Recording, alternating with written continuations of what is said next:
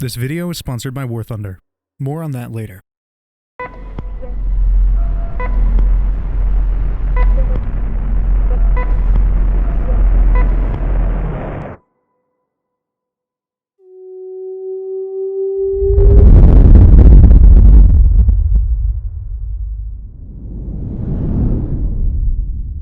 On the surface, Signalis appears to be a game where jumping down ominous holes and frantically taking notes are 70% of the gameplay, but reality falls somewhere in the middle. And there is one thing that sets Signalis so far apart from other horror games, and that is its storytelling. Without a single line of dialogue spoken, and with only a few times where you're actually able to see a character's face, Signalis pulls you in with such a terrifying and traumatizing story, and a world that reaches unparalleled levels of dystopian. Wake up.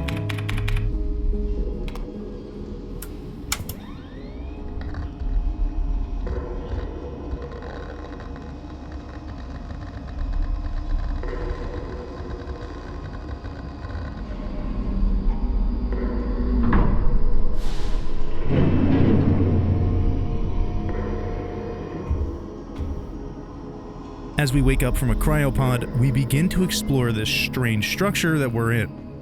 We know nothing, except that we may possibly be the woman we saw during the opening cutscene. Making our way through the various hallways and small rooms, we head up a ladder and into a room at the south end of the hallway, which appears to be a cockpit. Scanning over the controls, we quickly realize that we're in some sort of ship or aircraft, and it's in a serious state of disrepair. Pasted on one of the control panels is a nearly destroyed photo of a girl, and looking on the backside of it is a strange pattern. There is also a description here that says that the woman in the photo is named Ariane Young. After exiting the cockpit, we find a room containing a spacesuit, which is currently inaccessible. In another room down the hall, we find a blue pamphlet on a desk which reads the following: "Serving our great nation as ship technicians aboard the scout vessels of the Penrose program. LSTR-type replicas like yourself are equipped with a specialized repair logic module, RLM, allowing them to quickly and easily repair both themselves and important mission equipment. The following pages give us instructions on how to repair equipment and ourselves." But more importantly is this line: LSTR-type replicas like yourself. It's clear that this document was intended for us, considering that we do have the technology mentioned.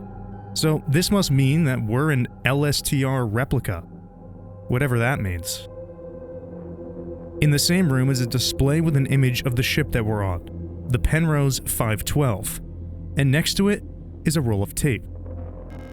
Continuing further into the ship, we discover a blood-covered note in a small room, and nearly all of the words are illegible, with the only notable ones being cryo, Elster, and home. At the topmost end of the ship is another cryopod, similar to the one we emerged from, and on the front of the capsule is a keypad, which strongly resembles the pattern we found on the back of the photo. Using this pattern, we enter it on the keypad.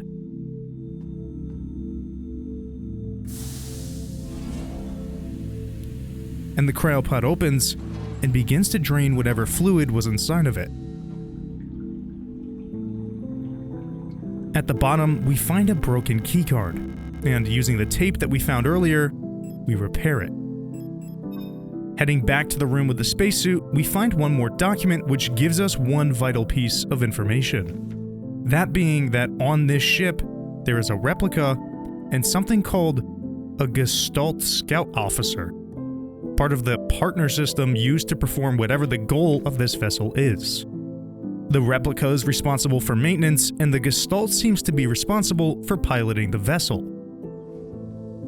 Using the keycard that we just repaired, we enter the airlock and grab the suit.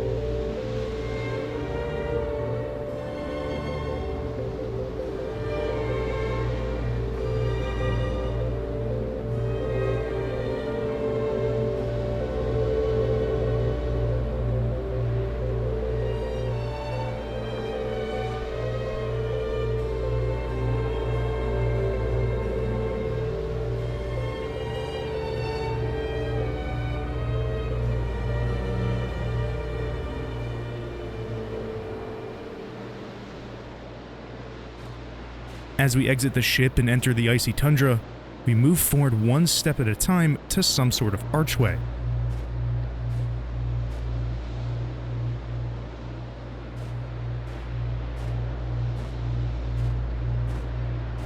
And at the base of it is a massive red pit.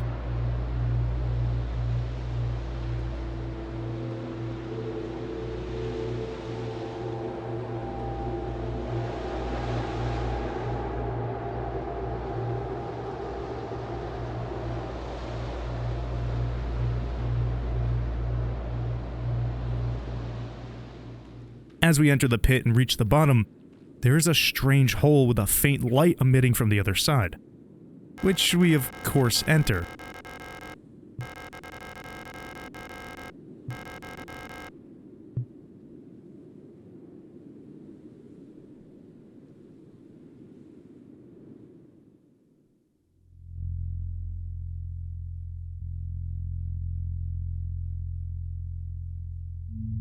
As we emerge from the hole, we find ourselves in a small room. In the room is a computer, a safe, a radio, some books, and a strange flag that looks like a vertical German flag with a seal on the bottom, which our character notes is the national flag. There is a loud, ominous buzz coming from somewhere in the room, and behind the door is a bright red light. Under the flickering lights is a book with Chinese characters on the cover, but it is actually in Japanese, or kanji, which is Chinese characters used in the language of Japanese. It roughly translates to the Golden King, or the King in Yellow, which is a real-life book that this book is clearly trying to represent. The King in Yellow contains several short stories, ranging from horror to romance. This book represents something much greater, but that is for later. Our character notes how the book looks ancient, and how it's calling to us. As we pick it up, the radio begins to play this message.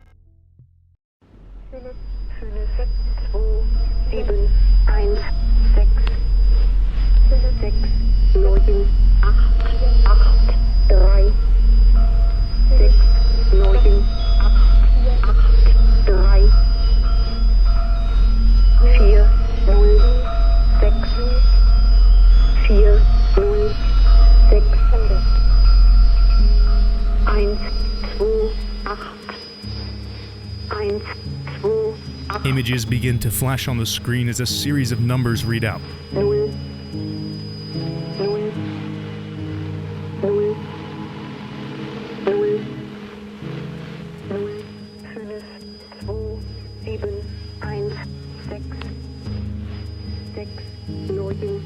And we are shown the phrase, "Great holes secretly are digged, where Earth's pores ought to suffice." And things have learned to walk that ought to crawl.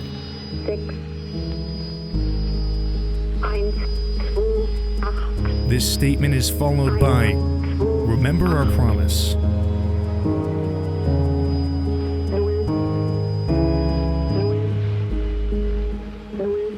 And wake up.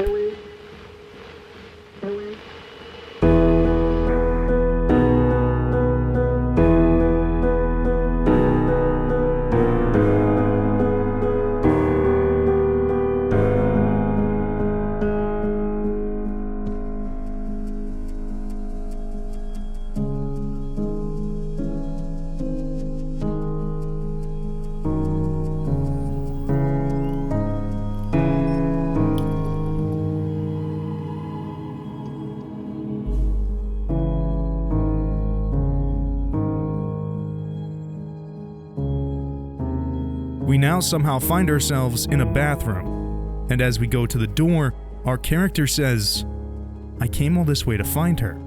There's no turning back now." We enter a large room and find a note that gives us some hints. We're apparently in some place called S23 Sierpinski, on a planet named Lang. The building we're in is some sort of schooling system, where mining, refinement, and munitions production are taught. And on the last page of this pamphlet is a small remark saying how you can share your ration allowance with a friend or family member. The mention of rations gives us an idea as to the state of whatever this nation is. We pick up a keycard from the receptionist desk and enter the hallway. In the middle of the hall is a camera that follows our every move, which means that either someone is in a security room watching us, or there's some sort of automated surveillance system. Either way, it will definitely make you uneasy. On the wall is a poster which reads, "The Rule of Six," stating how you can never carry more than 6 items on your person, and that property is a privilege. Not only does this show the dystopian state of this world, but it also explains a gameplay feature, which is that we can only carry 6 items at a time. We enter the unlocked door and find a corpse laying on the ground in front of us. Our character is able to identify it as a Yule unit, and she makes note of how the biocomponents look infected and are bulging out of it. As we enter the room to the right, we find our first save point, and a document that hints us towards a safe in a classroom that keeps resetting to a default combination. We cross the hall and find the locked safe, but there is no combination to be found. And on the wall is another poster, telling us not to run in the hallways. This, again, is an explanation of a gameplay feature disguised in a bit of world building, which is honestly extremely clever. But you want to know what's even more clever?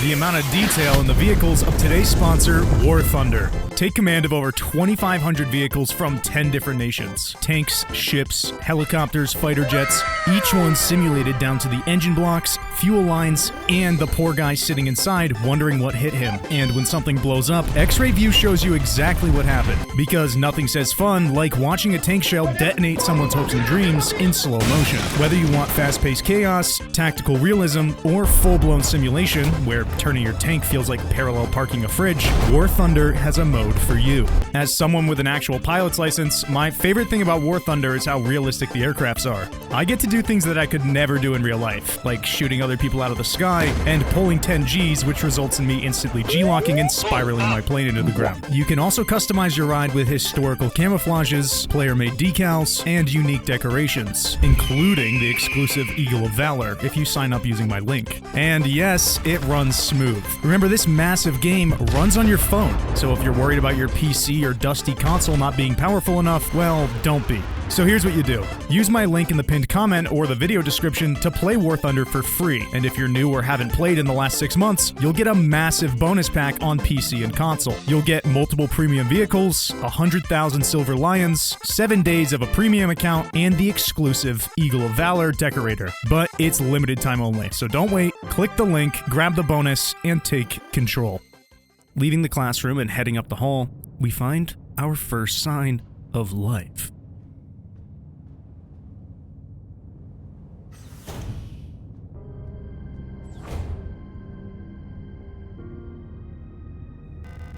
Ulster unit. You should leave this place. This facility is lost. Turn back before it's too late. I'm looking for this woman. Have you seen her? I don't know her, but she might be one of the workers. All Gestalt workers were sent to the mine below the facility. If she's still alive, she's probably down there.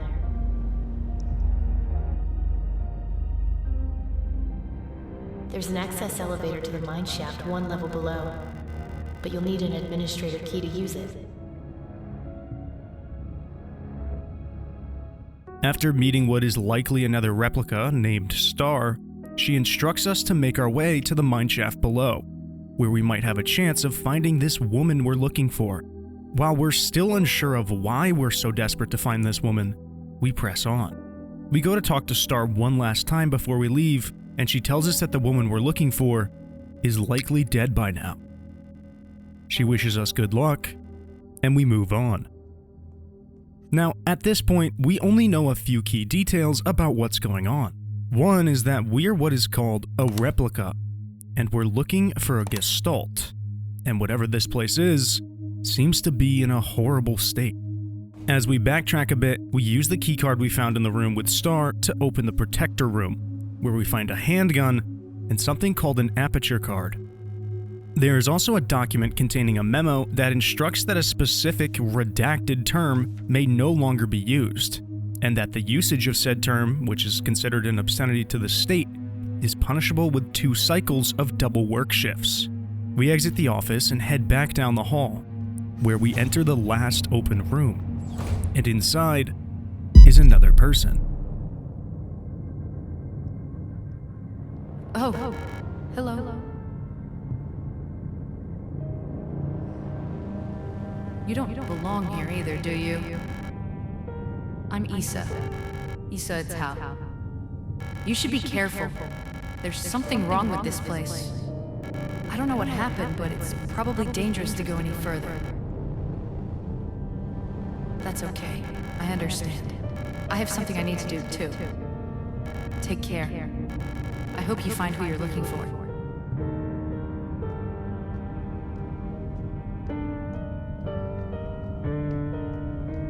The girl named Issa, who we just met, seems to have just killed whatever monster was in this room before we walked in. After she leaves, we find a crumpled note that she left on the desk, which reads, "Erica, if you find this note, despite everything that's happened, I've come to look for you." It seems that we are not the only ones looking for someone who is lost. On another desk is a microscope, where we magnify the aperture card and find instructions on how to open the wall safe in the classroom, and we also get the default code. We head back to the classroom, open the safe, grab the key card, and walk all the way up to the exit, where we find another ominous hole in the ground, and without a second thought, we jump right in.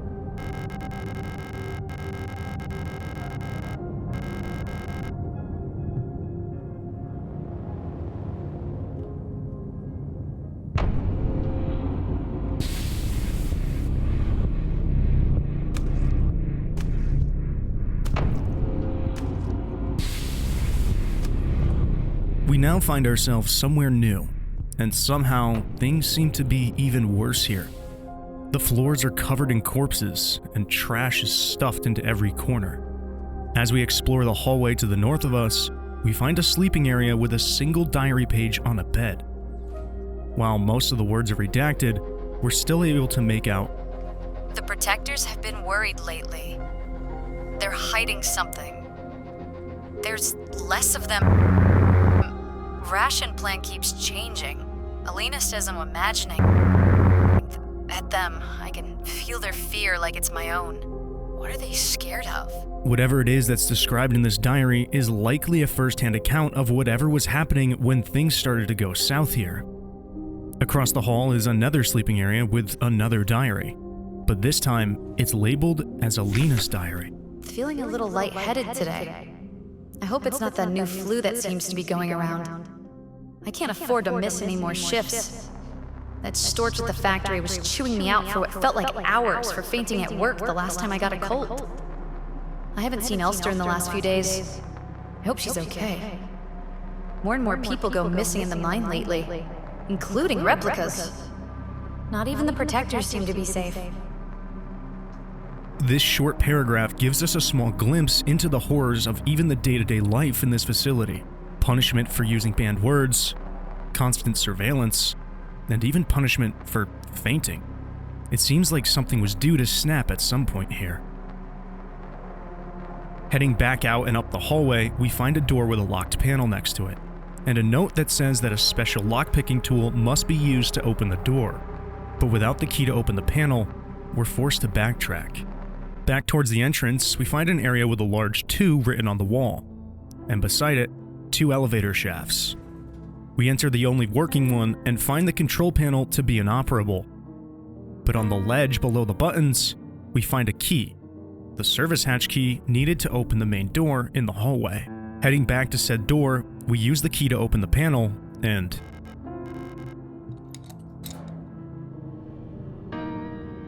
This is the Lockpicking Lawyer, and what I have for you today is the Ultra U SL4 lockpicking machine. As we pick our way through the lock and unlock the door, we enter the northern hall.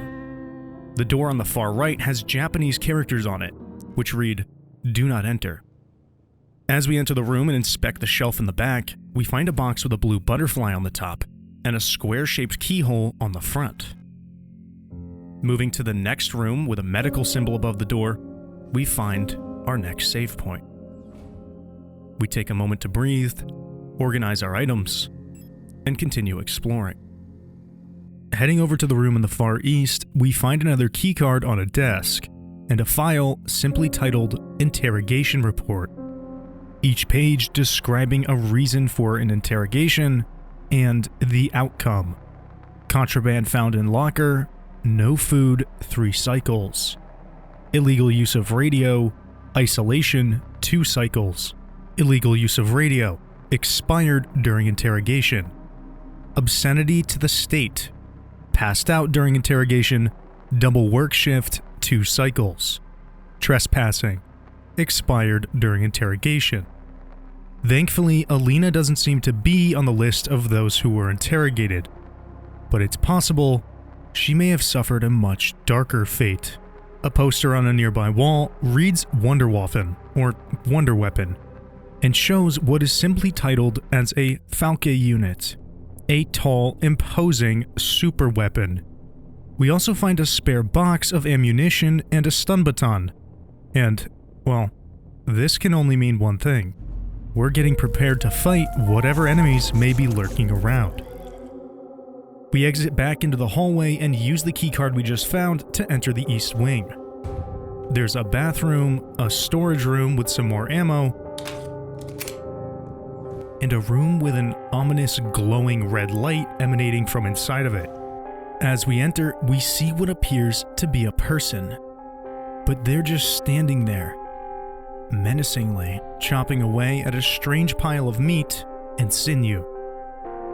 As we approach, they turn, let out a horrible screech, and charge us. We quickly use our stun baton and then stomp on their head to make sure they won't be getting back up. And in the corner of the same room, we find an undulating, breathing mass of flesh oozing out of the walls.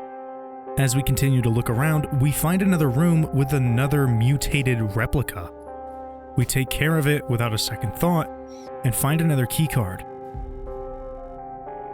As we head down the last open path, we enter what appears to be a cafeteria. There are 2 more replicas, but these ones are even larger than the last, and put up a bit more of a fight. We grab some scattered supplies and head south, where we now realize we have come full circle to where we started on this floor.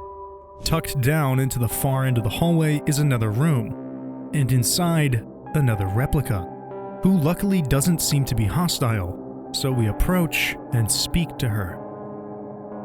You don't look like you belong here. You're an Elster unit, right? This facility is currently on lockdown. You shouldn't be here. I'm the Protector Controller on duty on this level. I don't know what kind of business you have here, but as you can see, we've got bigger issues right now. If you're looking for the commander, I have bad news for you. She got sick and everyone else is getting sick too. That's really all I know about it. I'm sure the administrator knows more, but who knows where he is? I'm not going out there. I'm waiting here for new orders. And until then, I'm not taking any risks. On the desk, we find another keycard, and it appears to be Alina's, based off of the text on the bottom, and she looks badly injured. We also find a printed message titled, "About the Administrator." The message notes how an effective treatment is needed, or reinforcements to deal with whatever is going on in this facility. There's also a note of how the Administrator unit was acting strange without the commander to keep him in check. Leaving the room, we head towards the west wing with our newly acquired key, and up into the bathroom where we find a piece of what appears to be a square-shaped key. In the next room, we find a list of people who were in possession of a confiscated item, and on that list is Alina, with her confiscated item being a butterfly box. likely the one we saw in the storage room. There is also a note that describes how Alina collapsed from exhaustion while working, again giving us a clue as to the horrible conditions that those who were stationed in this facility were likely subject to. Going further up, we enter another hallway with 2 rooms, and enter the one on the left. As we enter, we hear this strange, high-pitched fluttering noise, and the floors, walls, and all of what seems to be surgery equipment are all covered in blood. On the chair in the center of the room is a cryptic note with seemingly random words and a corresponding number. We then head back to the save room after dealing with some enemies and combine the 2 pieces of the broken key.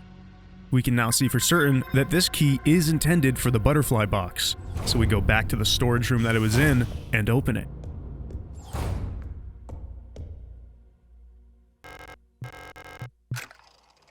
Inside is a hexagonal-shaped stone with a red star etched into the center, and as we touch it, we find ourselves at some sort of radio station, somewhere cold and empty.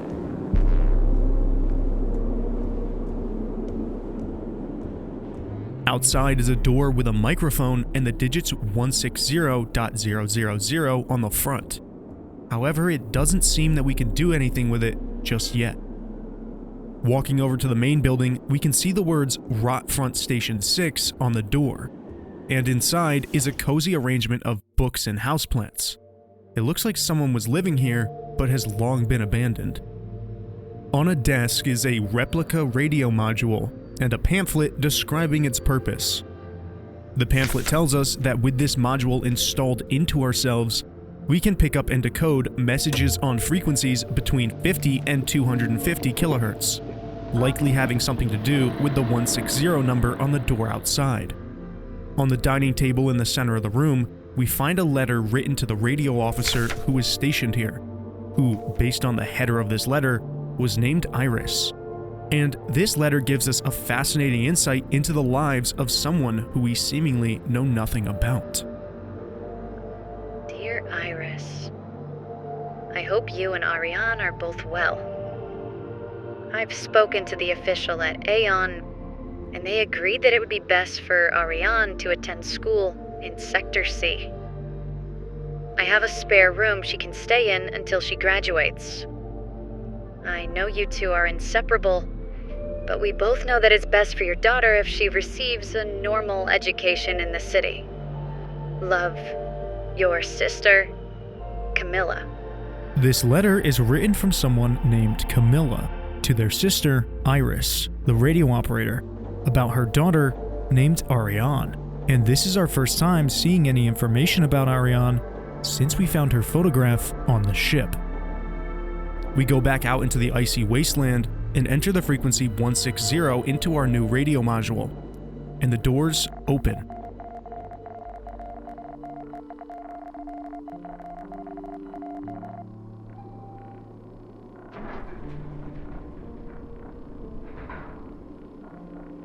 With the radio module installed, we are now a bit more clued into what this strange document with the random words and numbers was really for. These numbers are radio frequencies. But what are the words? Well, scattered throughout the facility are more of these wall safes, and on each one is a symbol, like a tree. Using the frequency associated with the tree on the document, we get a 5-digit code, which we then promptly use to open the safe, and inside is an ID card.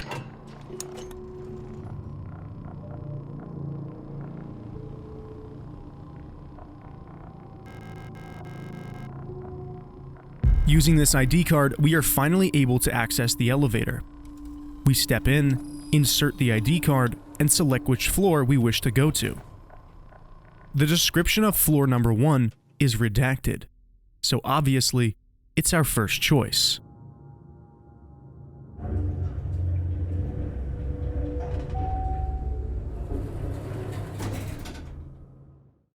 As we enter the first floor, we find a lobby with all of the other routes blocked off, and on a bench in the center is Issa. I'm glad you're still okay. Have you found what you're looking for? I'm looking for someone too. My sister. If you see her, could you tell her I'm looking for her? Don't worry, you'll recognize her when you see her. Have you ever wondered if you're speaking to someone for the last time without knowing? I wish I could go back so I could say something else. This place is very strange, isn't it? I wonder what happened here. But it doesn't really matter. You don't need to worry about me. I can take care of myself now. I can't keep relying on others. That's why she left me after all. I'm sure of that now. After speaking with Issa, we head back up into the elevator and try to get to the 3rd floor. But suddenly,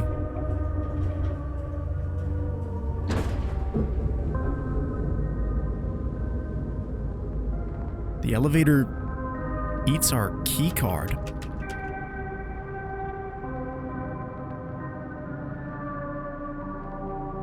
So now we're stuck on level 3. We exit onto the floor, and through the window above us, we can make out a shotgun. We quickly loop around and grab it, and reach our next save point. In the room above us is a computer where we can print a pattern onto a blank keycard.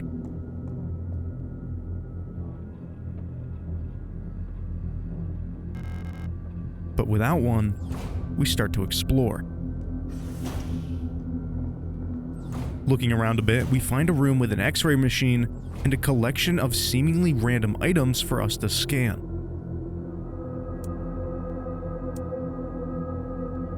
But in this one strange rock, we find a keycard embedded into it, with a pattern for us to note down. After a bit more exploring, we stumble into a room where we find an auto-injector, which can be used to heal ourselves while in combat. We also find a TV with a cassette player, and next to that is another page from Alina's diary. Something is wrong. Nobody will tell me what's happening, but ever since I woke up, everyone had been behaving strangely. The protectors won't let me leave my room and return to work, even though the wound from my fall is already healed. I think there must have been an accident in the mine. I overheard 2 Yules whispering in front of my room that they're running out of staff. I'm worried that something has happened to Elster. I haven't heard from her in a while. I can't just sit around here any longer. This second page of Alina's diary gives us another clue about the rapid deterioration of this facility, likely due to whatever has caused most of the replicas we have encountered to be a bit hostile. But what's even more interesting is that she says she's worried about Elster, which could mean us? After heading back into the hallway and dispatching some of the more unfriendly residents, we enter one room containing some supplies and another containing a very key piece of information. A document simply titled Patient Euler, describing how a replica was admitted to the clinic after experiencing extreme nausea and vomiting, which progressed into fever, internal hemorrhaging, cognitive decline, and eventually their skin would peel off in large patches. This document also notes how these symptoms were consistent between both human, or Gestalt patients, and their replica counterparts. However, unlike the replicas, the Gestalts would die after about 5 days, whereas the replicas would continue to survive in a dazed, confused, and physically horrible state. Clearly, whatever has caused this was some sort of disease or infection, but it's still unclear exactly how it spreads and where it came from. And for all we know, we're still susceptible. Inside this room, there's also an oxygen tent with someone inside, which when our character goes to look at it, says it's hard to look at her. And at the very end of this hallway is surprisingly a lone Yule unit. Somehow a Yule, a unit not designed for combat or any scenario like this, has survived this long. But so have we. Everyone's turned weird. I'm the only one left, I think. Will I get sick like the others, too? I'm scared. I don't want to die. You look kind of familiar. Have we met before? At first, it was only Commander Falke who fell ill. Slowly, everyone else started behaving strangely. I'm too scared to go outside. I don't want to become like the others. I don't want to die. There is also a safe inside of this room with a sword engraved on the front of it. So, using the radio frequencies from earlier, we get our 5-digit code. And, these are letters. We'll have to come back to this at some point. As we continue to explore, we find a large room with a strange column in the center and a door at the front, as well as a note titled Sword. And, god damn it. Doing a bit of puzzle solving, we get the code for the sword safe, but we'll get back to that later. At the top of the room is a locked door with 5 keycard slots and corresponding symbols on each one. And the text in the center, Sonderzugang, means special access. Making our way to the west hallway, we find another keycard and a pump puzzle, which I promise definitely didn't take 20 minutes to figure out.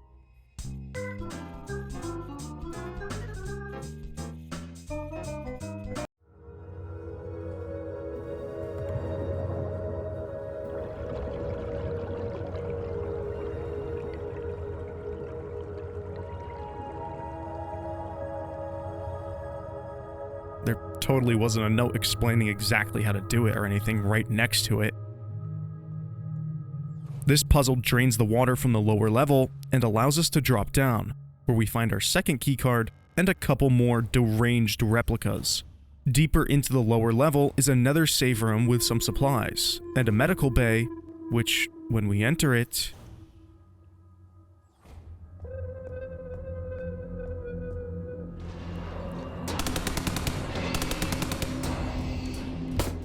after dealing with them, we find a cassette tape on a bed, and some loose supplies. In a closet in the back of this room is a vent containing a key card just out of reach. But in order to get it, we need to find the tools necessary to open the panel. With all of our options down here exhausted, we head back upstairs to the sword safe, and using our decoded code, we open it.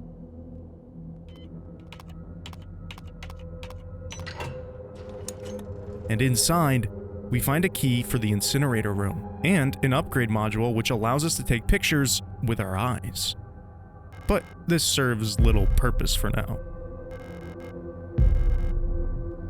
We go back to the room with the TV and insert the cassette we found on the lower level.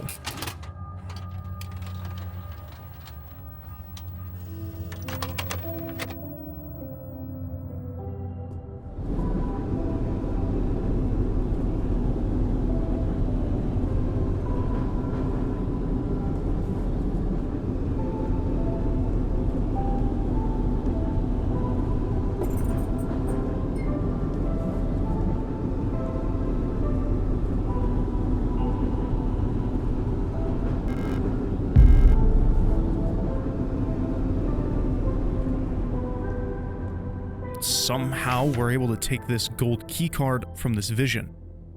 And now that I think about it, we were also able to take the radio module from the first vision as well. So at this point, the lines between reality and dream are starting to blur. And it's clear that there is something else going on here, beyond the sickness that those stationed here were experiencing. Heading over to the incinerator, we fiddle around with these knobs until we can finally shut it off.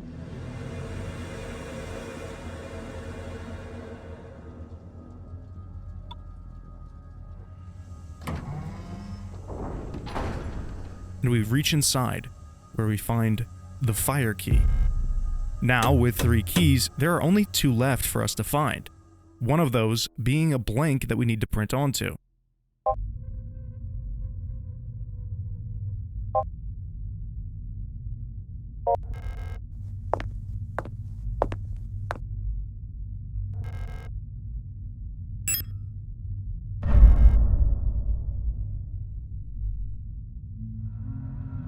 We use the pattern that we found in the X-ray machine and enter the pattern onto the blank keycard to give us our 4th one. doing a bit more exploring and killing, we find the ratchet and socket needed to open the vent downstairs. We combine them, remove the bolts, move the cover out of the way, and grab our final keycard.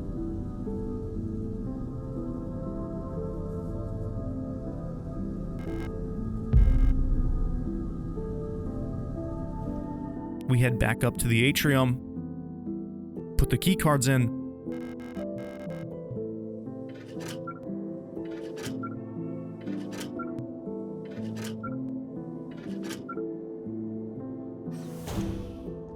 As the door opens, we enter another large room filled with various supplies and a massive hole in the center.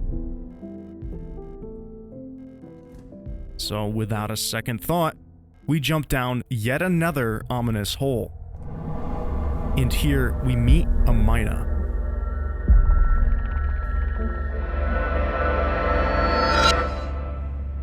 A massive armored replica with an equally massive laser mining drill.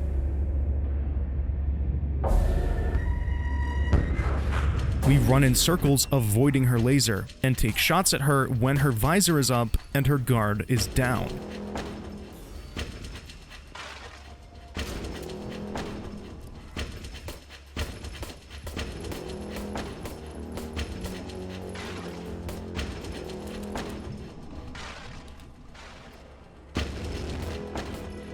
After a long and grueling battle, we manage to defeat her.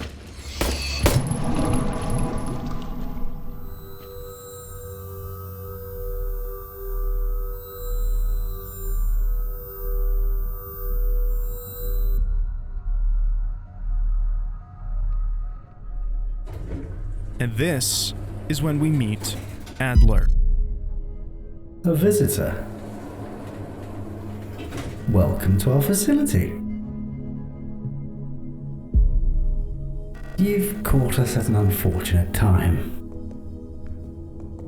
How can I help you? I'm looking for a Gestalt. A worker at our facility? Let me see that picture.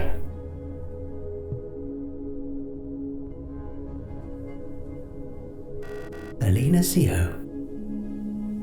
I believe she is one of our factory workers. However,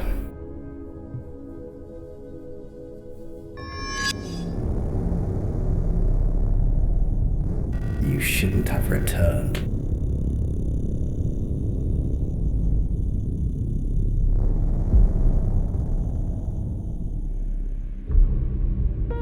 As he throws us down the elevator shaft, we find ourselves in another dream. Except this time, we're Issa, the girl that we've been periodically meeting throughout the facility.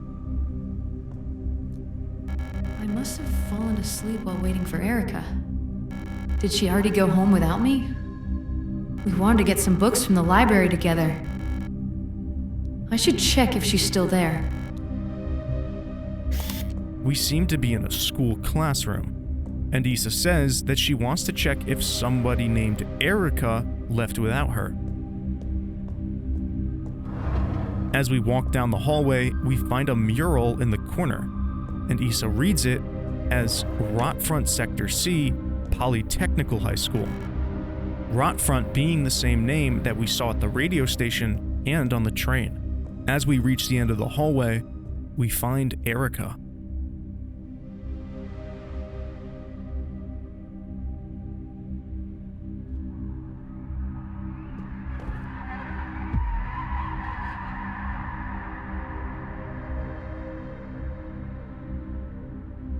As we wake back up as Elster, we now have more questions than answers. Why did we have a dream of Issa's memories? Someone who we barely know.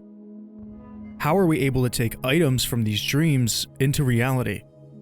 And why did Adler try to kill us? In the elevator shaft that we fell down into, we see a pile of what looks to be dead Elster units, identical to us. Are we the first ones to make this journey? But without any answers, we can only carry on.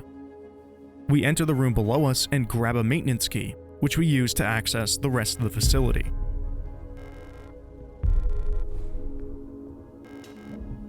On the west side of the building is a ladder that we use to traverse between the floors.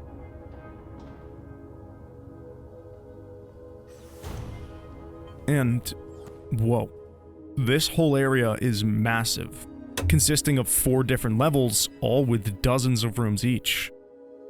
Heading down to the 6th floor, we find a locked post box, and behind that, an even more massive pile of LSTR bodies stacked in the elevator shaft. In a room down the hall, we find an angrily written note about how the Yules continuously play this one song off a tape recorder in their room, and how whoever wrote this note wanted to break in and smash it. But that would be breaking their quarantine. Clearly, this disease was consuming everything in its path, but moved slowly enough for those here to have an opportunity to begin a quarantine. We enter a shower room with several replicas, and as we attempt to slip by them, we inadvertently enter a room that is pitch black, and we're brutally attacked by whatever monsters are swinging at us from the darkness. We quickly rush back to the showers and make a run for the door below us. We thankfully reach a place that seems relatively safe, quickly heal ourselves, and head down into the lower hallway.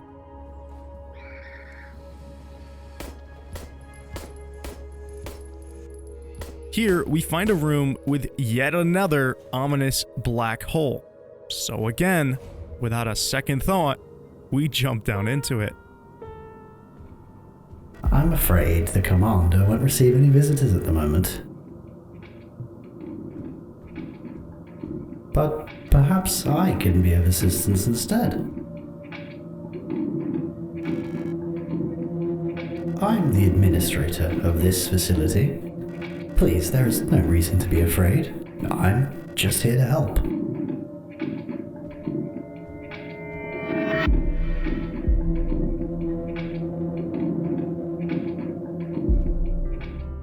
Again, the importance and relevance of these visions is a little murky, but somehow, some way, we have a connection with Issa. Exiting out of this room, we now obviously find ourselves on the 7th floor. And what is strange is that as we descend, the floor numbers ascend. Fighting our way through the 7th floor and encountering whatever the hell this is,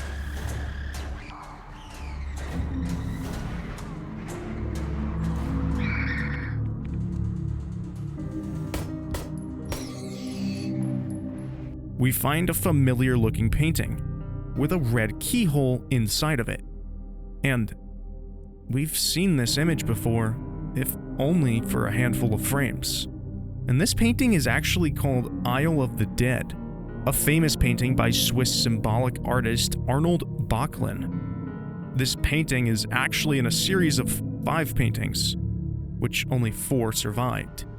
And it is typically interpreted that the boatman in this painting is based on the Greek myth of Charon, carrying the dead across the river Styx and into the afterlife. And the keyhole on this painting perfectly covers the person on the boat. Now, the greater symbolism of this within the context of this world is vague, but this will not be the last time we see this image, so we'll come back to this soon. We then enter a cafeteria where we find a fuse, and we take that fuse back to the 5th floor and put it in a fuse box. And this activates the laundry elevator? At least that's what I think it is. Which finally allows us to access the 8th floor. We enter the room to our left and barely manage to escape these 2 replicas after running out of ammo.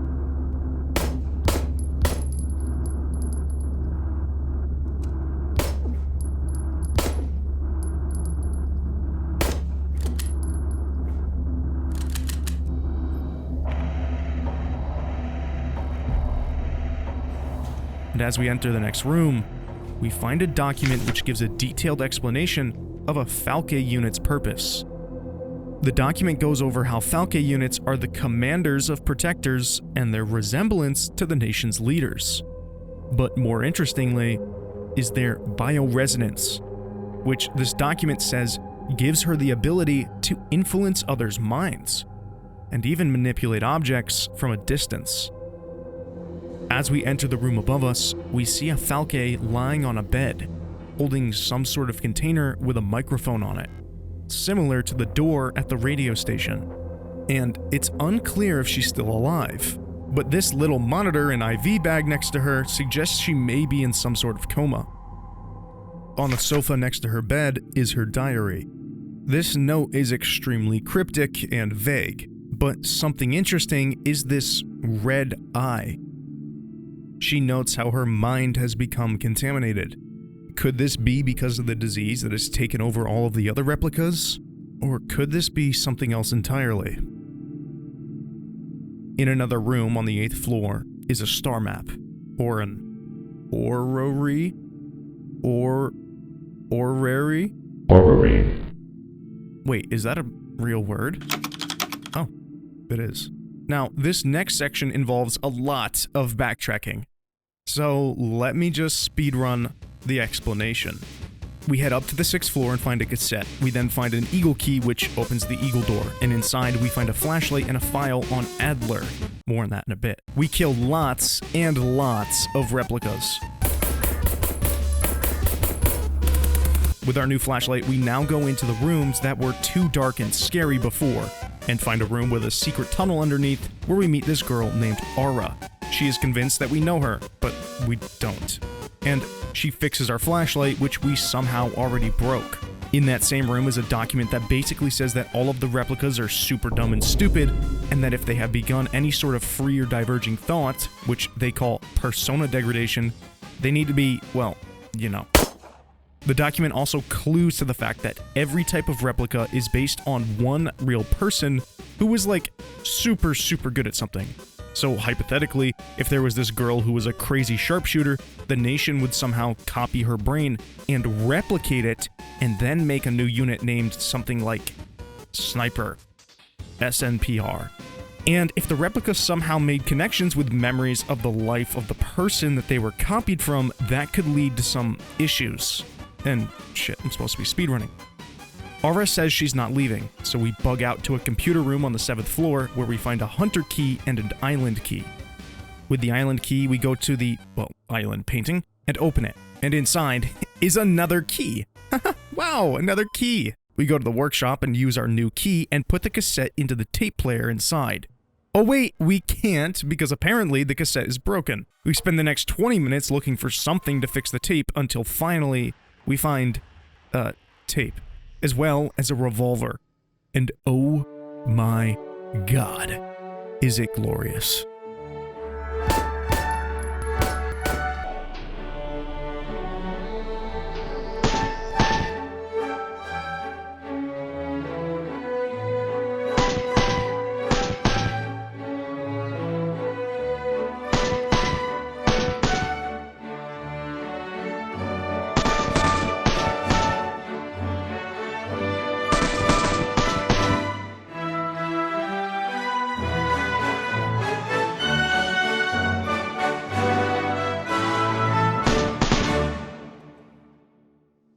We fix the cassette, plug it in, and sweet music.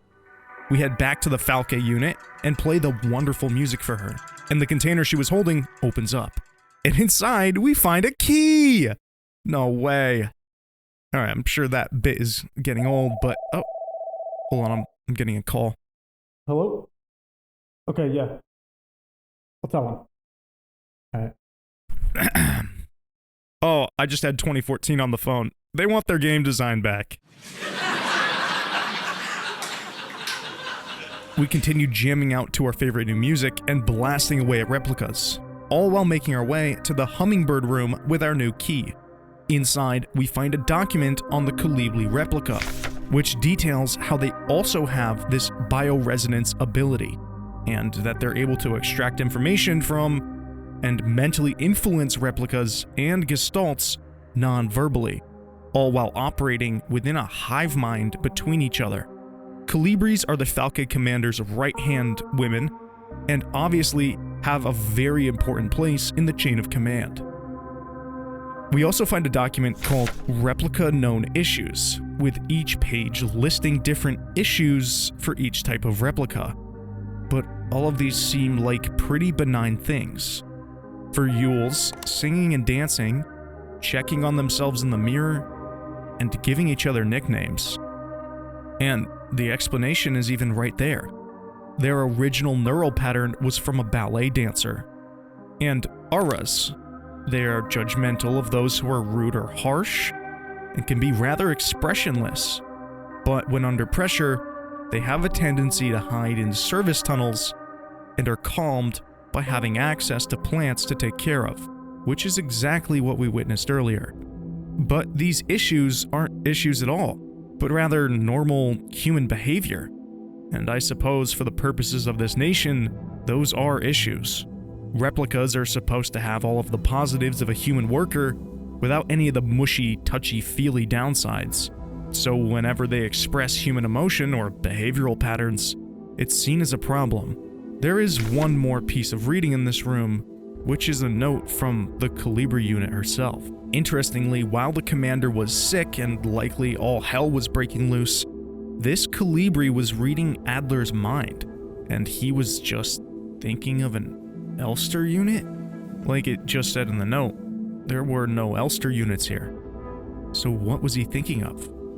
Long before we even arrived. We enter the room over and... Jesus.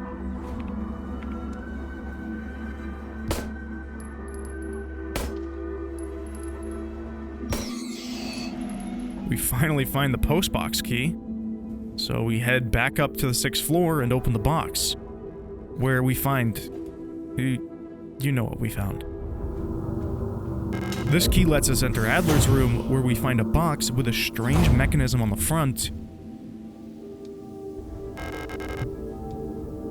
and his diary. On page 1, he describes that strange box we just found. On page 2, he talks about the Colibri and her ability to make people listen to her orders despite her stature, likely because of her bioresonance. On page 3, he describes a dream from what he believes to be his Gestalt's life, where he says he saw a woman with white hair, and he was asking her to describe the astronomical symbols from a deck of cards that he was holding. On the 4th page, he describes how he suddenly remembers a conversation with a strange replica with an orange chess piece, but he doesn't recall any replica of that kind being in service. He notes that he's never experienced this kind of phenomenon with his memory. Now on this page, the date is 84-21-9, and on the next, the date is 84-21-A.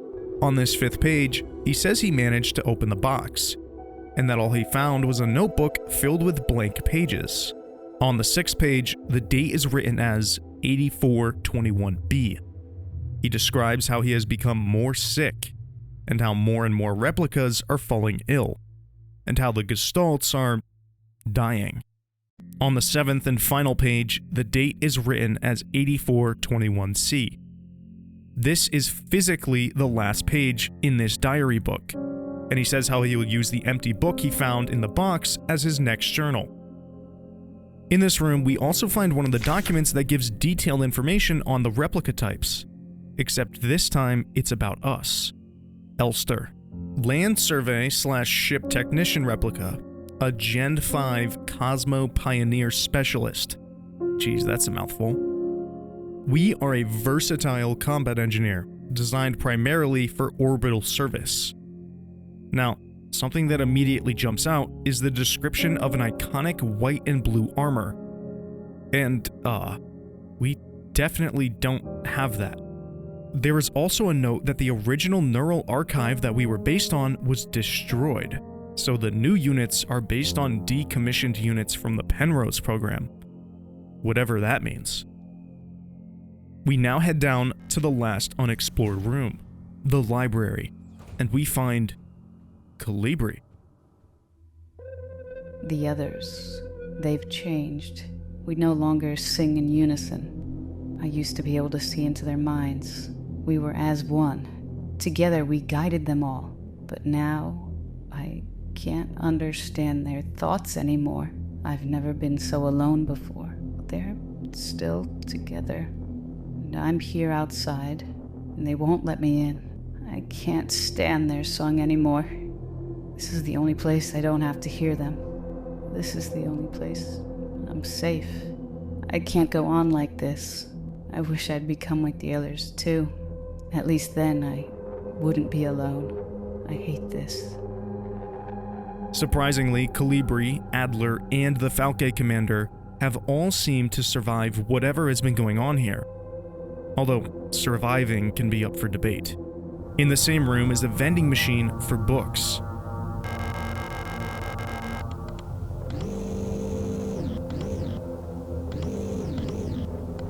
And after a bit of fussing around, we collect a black book, and it's The King in Yellow. But this one's been hollowed out, and inside is the dial for the box in Adler's room. We attach it, and immediately notice that it's a star map. We go back to the orrery and take a picture of it, and use the posters scattered throughout the facility to figure out which symbol is associated with each planet. And after all that, we open the box and find Adler's second journal, and his ID card. And this time, we really get to understand his mental decline. Over the course of just 11 days, he completely deteriorates. On the first page, he describes his excitement for an upcoming meeting with the commander. He clearly has a real fascination with her, and it would even be safe to say he's obsessed. On the second page, he gloats over his meeting with her, and he describes a strange sense of familiarity that he felt during their meeting. Maybe deja vu? Well, on the next page, he confirms that, and even says that he is feeling paranoid. On the fourth page, he finally seems to notice that he keeps dating the pages as the same date. But for now, he chalks it up as a simple mistake. On the fifth day, he describes how he feels like he's already lived each day already. The sixth day, well, everything falls apart. He says that his diary is filled with pages that he can't remember writing, all on what he believes to be that day's date. The next page is more of the same, paranoia and confusion. In the next, he says that he feels as if he can peer into another version of reality. He now believes that he has come down with the same sickness that everyone else is succumbing to. The next page is almost completely nonsensical, but also oddly poetic. The following page simply says, "I don't know, but I will find out." The final page reads, "The answers lie below. I can feel it. Someone or something calls me from there. In the mine." Now, while Adler didn't suffer the same physically altering effects as the other replicas, clearly his mind did not stand against whatever this sickness is. Now, with his keycard, we can enter the elevator and head down to the mines.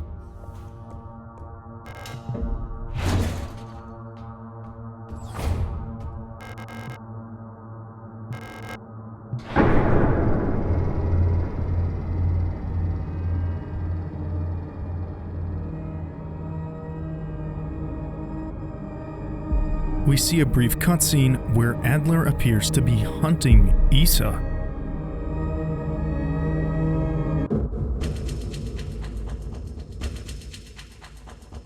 I know you're here. I've done this countless times before. You don't belong here.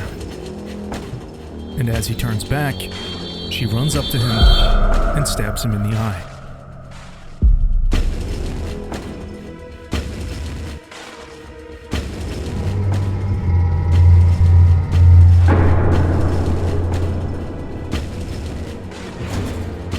As we enter the mines, we find nothing but endless piles of mining drills and spools upon spools of this monofiber, which is apparently only 2 nanometers thick and will effortlessly cut through limbs.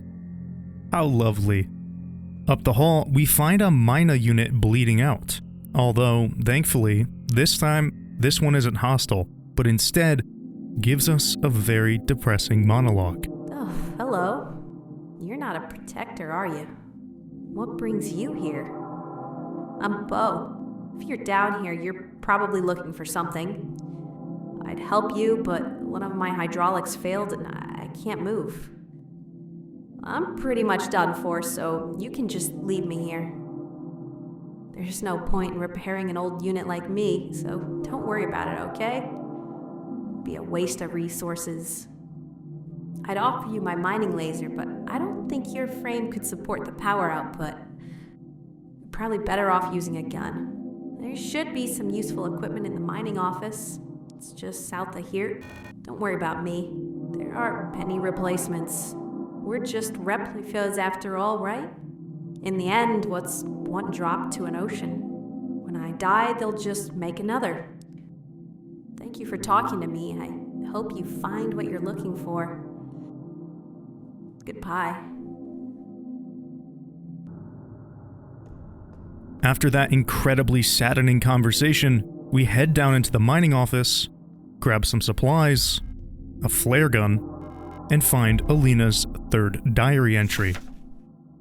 It's worse than I thought. Everyone has disappeared. I still haven't found any trace of Elfstar. It's as if she'd never been here. And something's wrong with the Protectors. Those that are still around.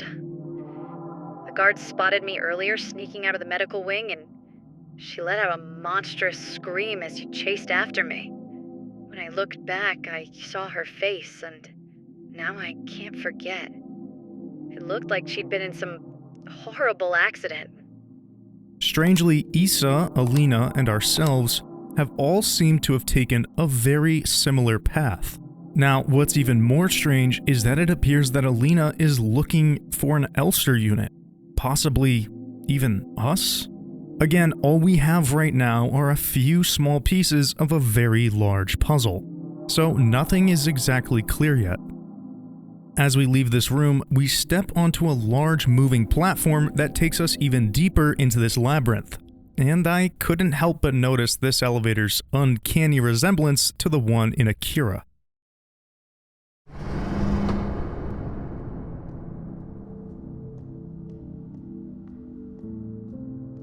As we exit through the next tunnel, we're attacked by a mob of enemies that we're no match for, so we quickly dash for the next exit.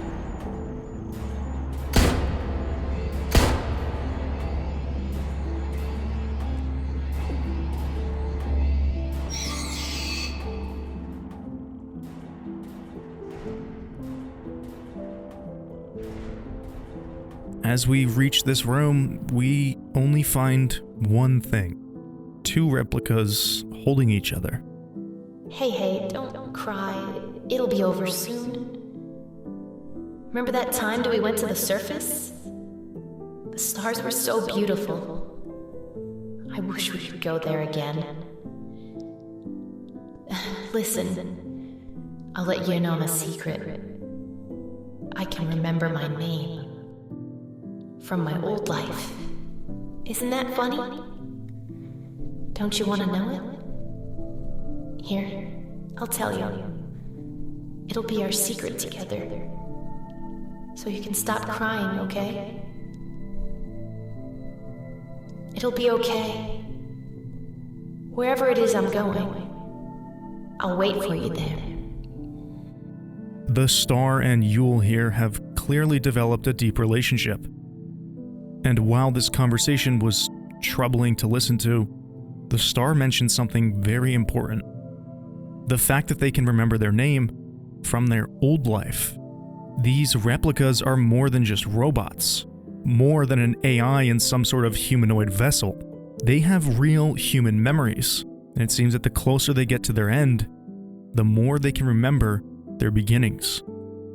As we reach the end of the mine, we encounter another Mina, and this one is not so friendly.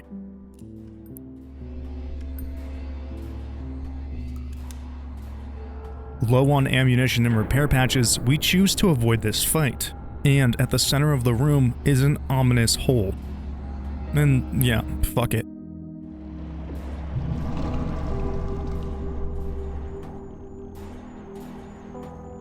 As we drop down further into the mines, we enter a room with... Oh my god, you have to be kidding me. Anyway, this is the same hole we watched Issa push Adler into. And with no trace of Ariane, all we can do is go deeper.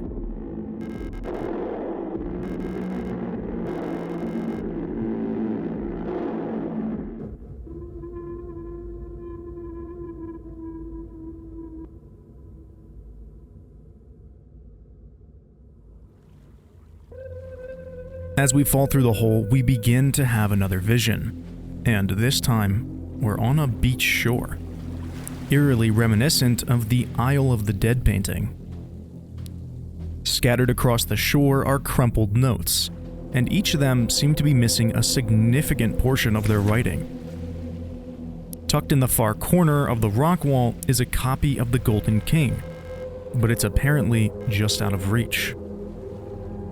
Eventually, we see a timer count down to 0.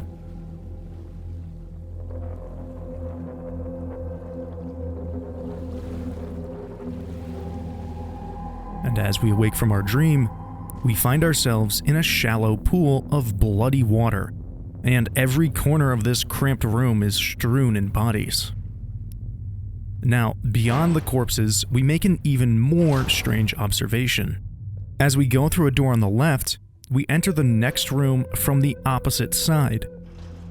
And this strange phenomenon happens with every door we go through in this place. Now, is this representative of the maze-like nature of these corridors? Or is this a sign that we are starting to lose our grip on reality, just like all the others? As we enter another room with what appears to be basins full of blood, we find a door at the top with a very intriguing sign simply titled Warnings. Most of it is redacted, but using the magic of editing, we're able to get the full picture. This is not a place of honor. No deed is commemorated here. Nothing valued here. What is here was dangerous and repulsive. This message is a warning about danger. The danger is still present in your time, as it was in ours. The danger is to body, and it can kill. The form of the danger is an emanation of energy. The danger is unleashed only if you substantially disturb this place physically. This place is best shunned and left uninhabited. When the beast within is killed, a path will open here. So, yeah, if you thought things couldn't get any more cryptic, we're just getting started. Editor's note. So, this message is actually from, long-term nuclear waste storage.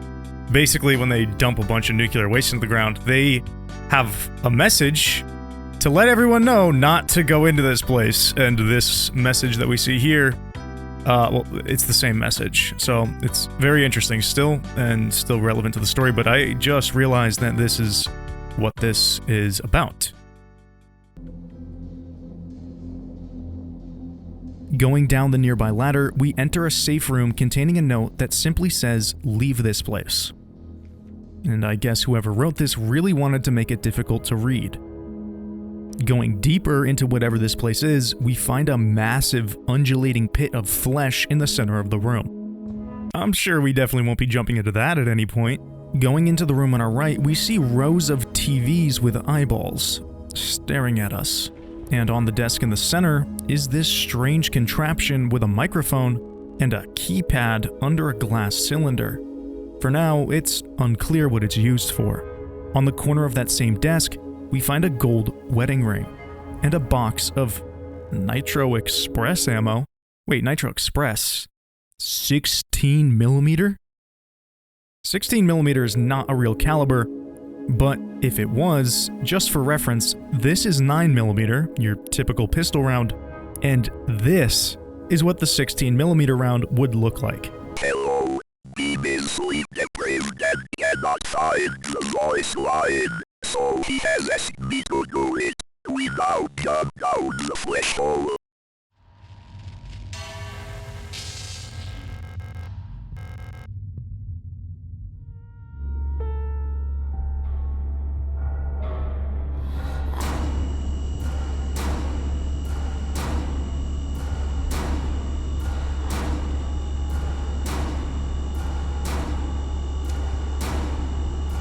As we try to fight off whatever monstrosity was attacking Issa, she manages to finally load her gun and kill it. but the recoil manages to knock her out. And yeah, you guessed it. It was the 16mm Nitro Express.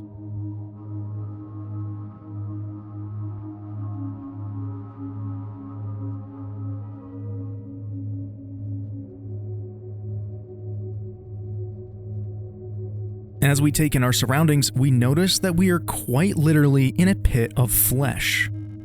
Doing a bit more exploring, we managed to find some resources, even some explosive shells for the flare gun, and an alternate route back to the upper level. As we re-explore this area, we head back to that strange keypad under the glass, and try blasting random frequencies into it. And oh, that actually worked. We get different patterns on the keypad with a corresponding shape on the display, and we take note of these. Going over to the nearby door, we enter the star code onto it, and it opens. As we walk down this strange new area, we enter what seems to be some sort of church or temple, and in here is a note titled, "The Empress's Hand," with another strangely written piece of text on it. At the top of this room is a painting of sorts with two arms physically extending out from it. We place the gold wedding ring on the finger, but nothing happens. So we backtrack. Eventually, we find a ladder in the shadows that leads up to a small room containing a bottle of perfume and a note called The Dreamer. A prison from which the only escape is death. Deep below, the dreamer floats in a sea of flesh. The red eye birthing a new world from their dream for eternity. And each time the dreamer turns over in their sleep, the world turns over too, until only flesh remains. Again, in this cryptic text, we see another reference to the red eye. So let's take a moment to breathe and try to piece together what is happening.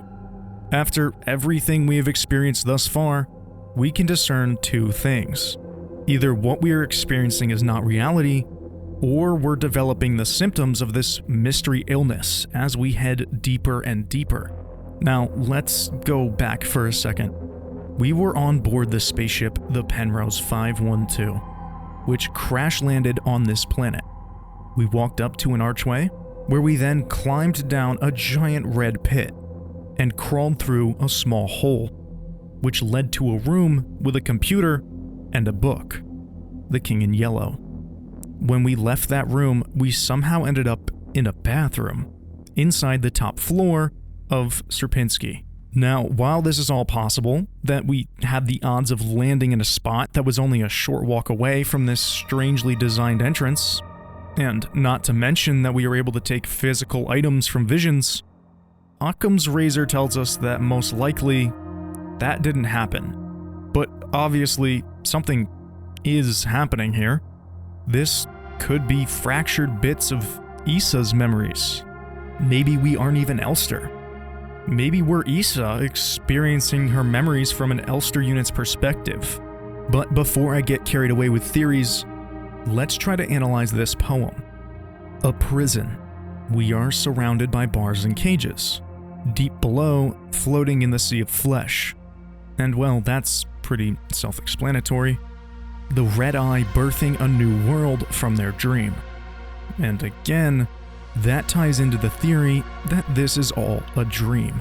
But what even is the red eye? Each time the dreamer turns over, the world does too. Again, not much that we can gather from that, but it is alluding that an entire world exists within this red eye.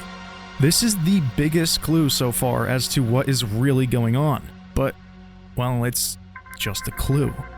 And something to note here is that this room is identical to the room that we found the sleeping Falke in. Even an impression of a body can be seen on the table in the center. And now that I think about it, it's also a similar layout to the cryopod room on the Penrose. And while that could be a coincidence, it being the same as the Falke's is most certainly not. We now go back to the room where Issa is knocked unconscious, and open the door near her with the Pentagon code we noted earlier.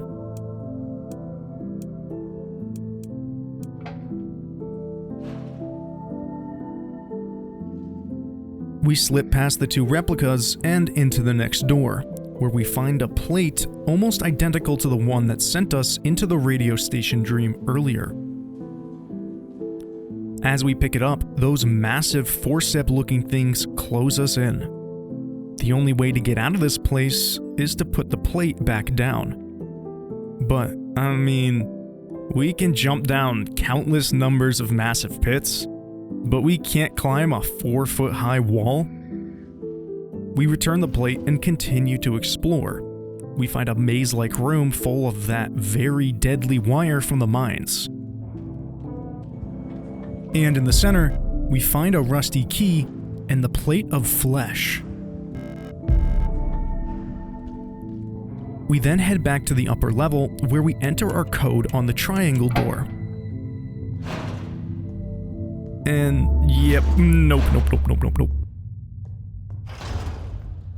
We head back to our safe room and grab some gear before we start this fight.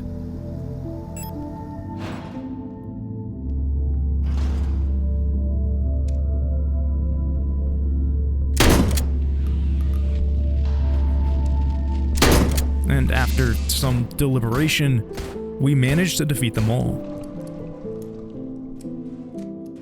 In the middle of this room, we find a piece of a Russian tea doll. The room to our left is completely pitch black and full of these massive replicas with legs for a head.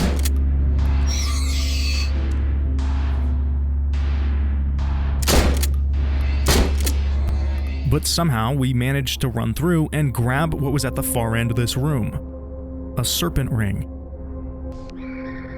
Going to the right of here, we slip past whatever nonsense is going on over there, and further to the right, where we enter a room that is identical to the lobby from the medical center, but obviously a bit more bloody and horrible. Instead of keycards, the door in this room requires 6 plates to open, but we only have the one from earlier. We then head back out to the hallway full of monstrosities and manage to remove them from existence.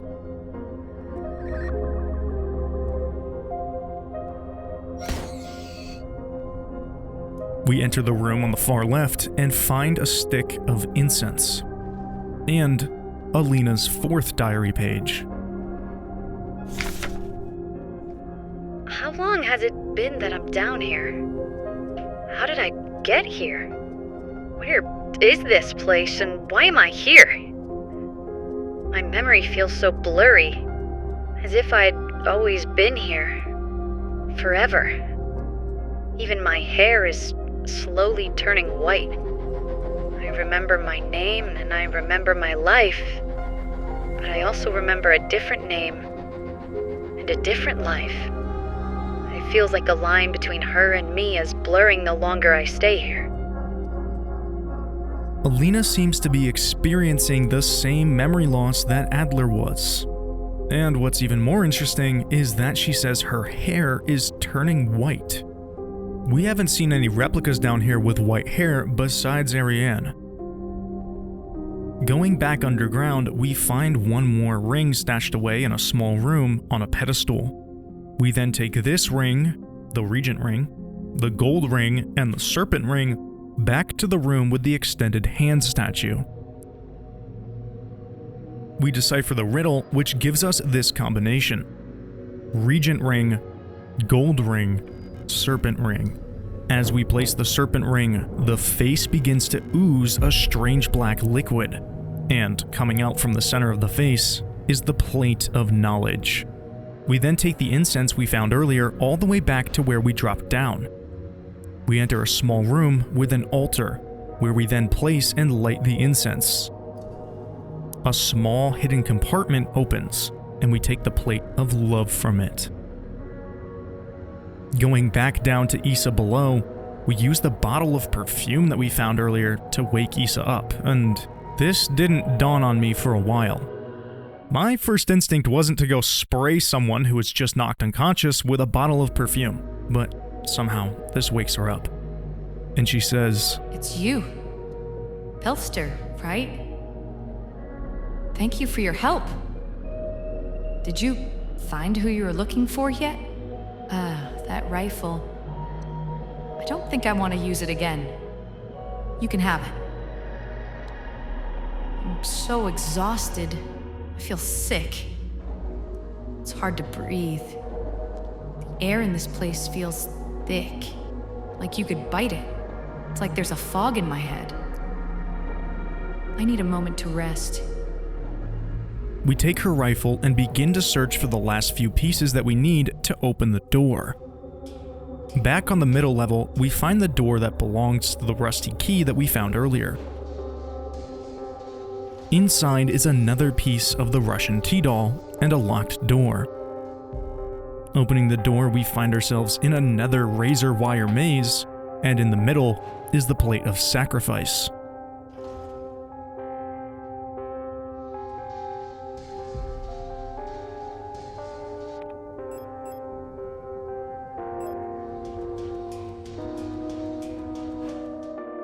Taking a closer look at the Russian T-doll, we notice that it has a hexagonal base. So we combine the pieces together and place it on the pedestal where the plate of balance once was. And this finally allows us to take the plate of balance without being trapped behind the swinging gate.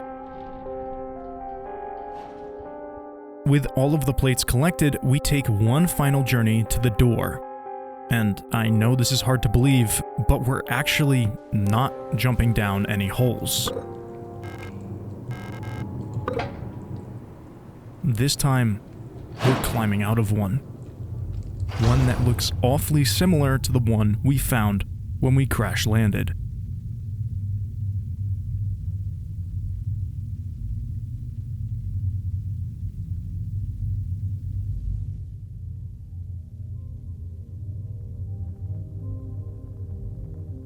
It's impossible to move on.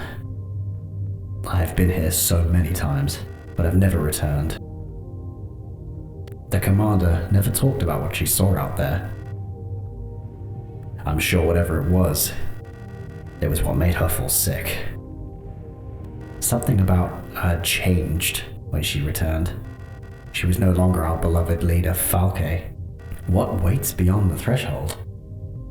It doesn't matter. At the end, the way home, I wait.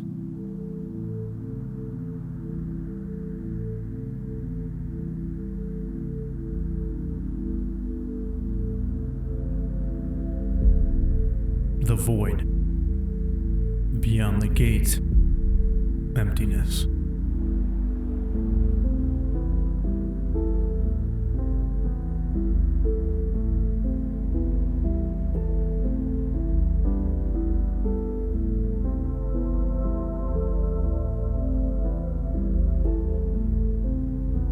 Who are you?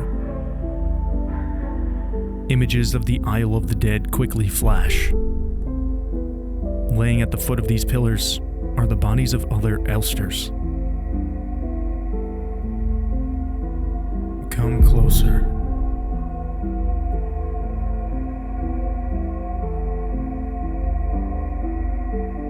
Do not be afraid. And we methodically approach the Penrose 512, our ship. Been waiting. We see the name Alina Sio in quotes. For you.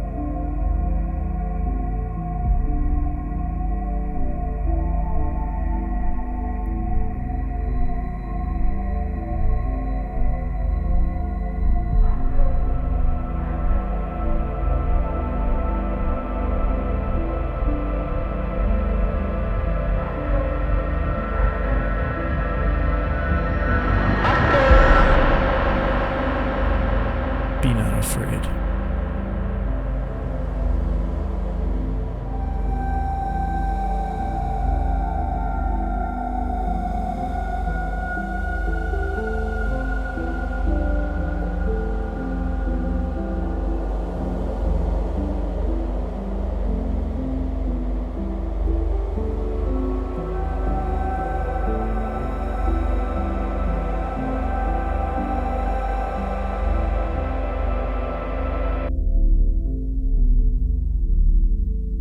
our promise.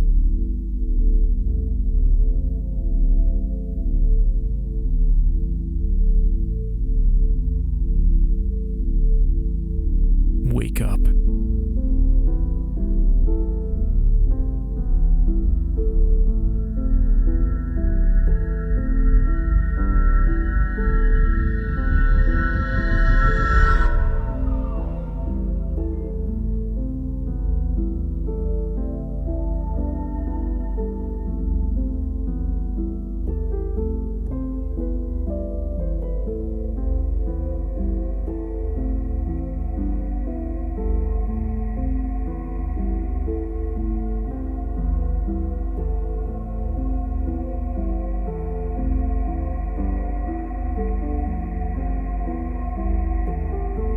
The light leaves our eyes.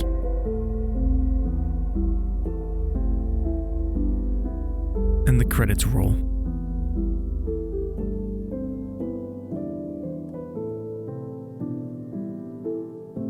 But, as you can imagine, this is far from the end. The title screen, which once showed Elster's eyes full of light and movement, is now dead and blank. We no longer have the option to continue, but rather to begin. If we press this button, we wake up in our ship just like before.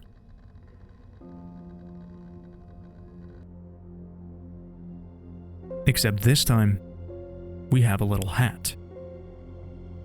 As we begin to explore the ship, we notice that it doesn't seem to be damaged like it was last time. We even have access to an observation room that wasn't there before. Something is very different here. We find a checklist of things that we need to, well, check on. So we do a bit of poking around and cross off each item. In one room, we find a document that advises Gestalts not to eat replicas in case of emergency. This document also tells Gestalts that it's advised to focus on the survival of the replica over their own life, due to the fact that replicas have an 860% higher survival rate than them. We also find these transmissions to our ship, which finally tells us what our original mission was: to find resources or signs of alien life, using our long-range scanners. And it's clear that wherever we are is very far from home. In another room, we can see that on board the vessel is ourselves and Ariane. There is also a document that we find which, when we go to open it, we have the choice to read it. Elster notes that it's intended to only be read by Gestalt officers, and may contain sensitive information about herself. But of course we choose to open it. And it gives some basic information on the known issues with our replica type. But the last page holds the most valuable information. Penrose vessels are fitted with a special calibration pod which may help with persona stabilization. To avoid resurfacing of Gestalt memories, do not show or give the Elster unit photographs, especially of soldiers during the war. Do not show the Elster unit movies or let it listen to music. Do not try to befriend the Elster unit. The specialized calibration pod that's mentioned in this document is likely the one that we have woken up from both this time and last time. It also makes a distinct mention to avoid anything relating to war, and not to befriend us. In this room is one final document, which was written by Ariane. I've adjusted the ship's internal clock to run slightly slower. By my calculations, each cycle should be exactly 12.6% longer, simulating what I believe is the length of a day on Veneta. I wonder if Elster will notice the difference.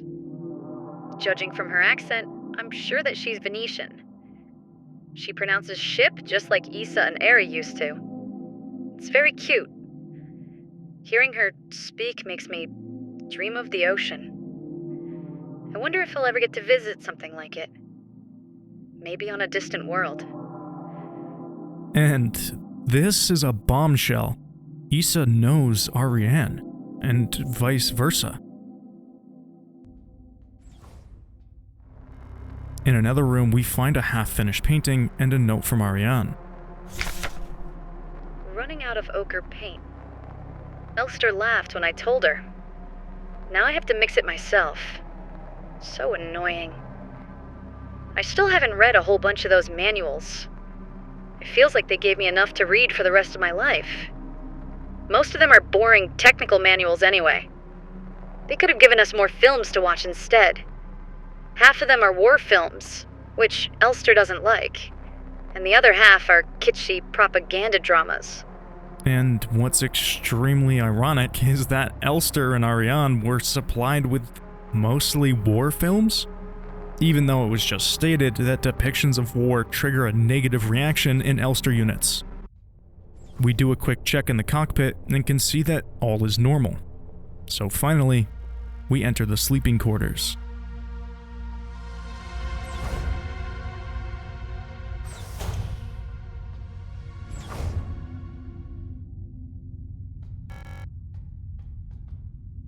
Elster, you're up.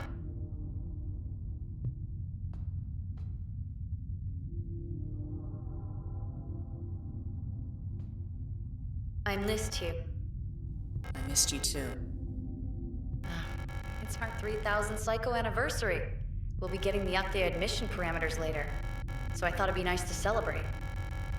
Wait, let me put on some music.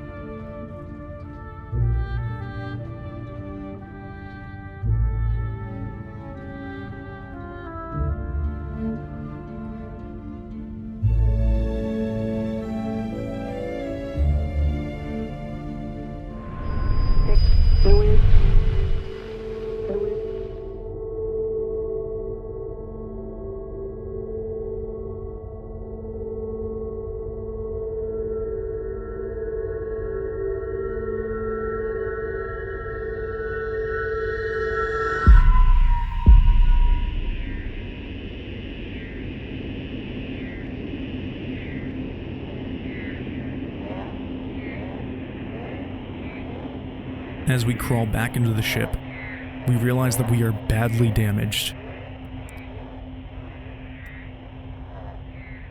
We find a bloody, crumpled note, but we can vaguely make out the phrase.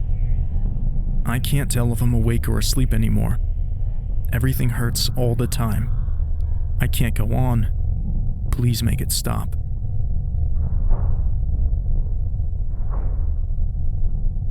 Another note.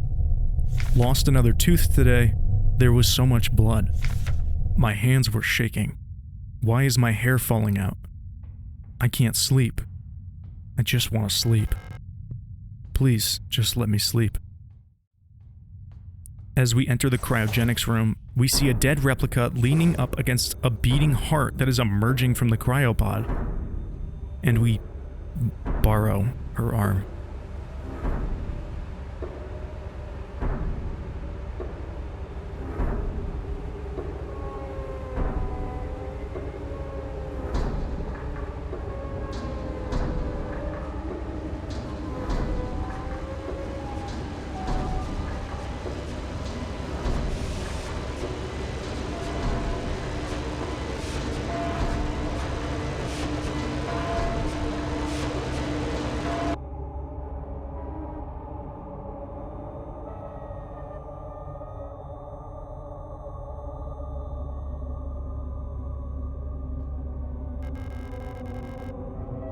And we now take on the appearance of a true Elster unit. Signature white and blue armor. Again, for the 9th time, we jump down the hole.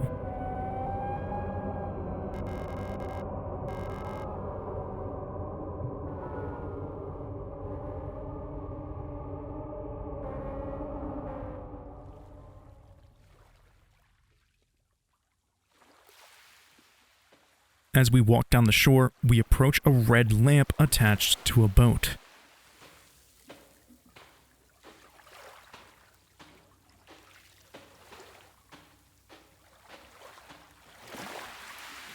In a puddle of blood next to the boat is a note. And yeah.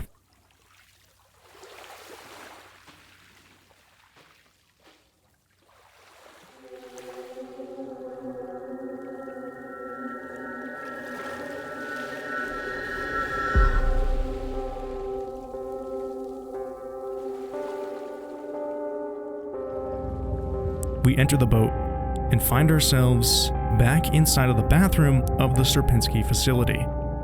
Except now, the state of the place seems to have degraded even further. The layout is entirely the same, but most of the rooms are blocked off by this pulsating mass. We followed the same steps as last time, opening the classroom safe and opening the lobby door.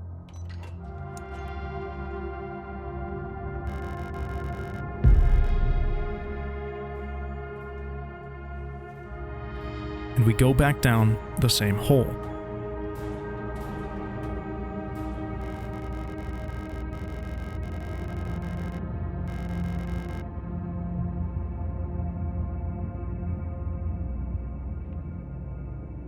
You've changed.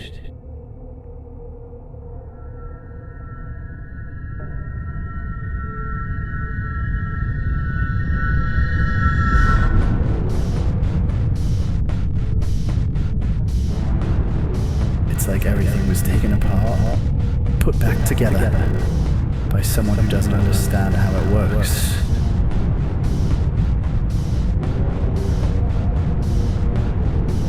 I wear no mask.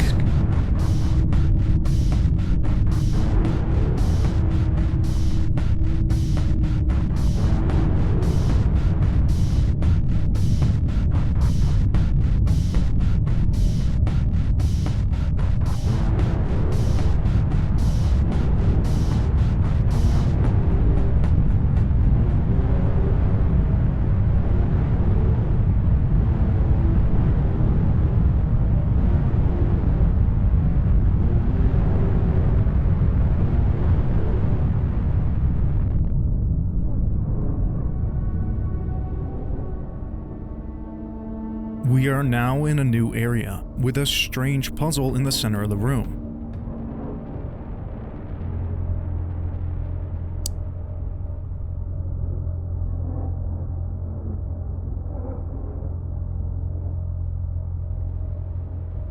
In a nearby room, we find a computer with several emails.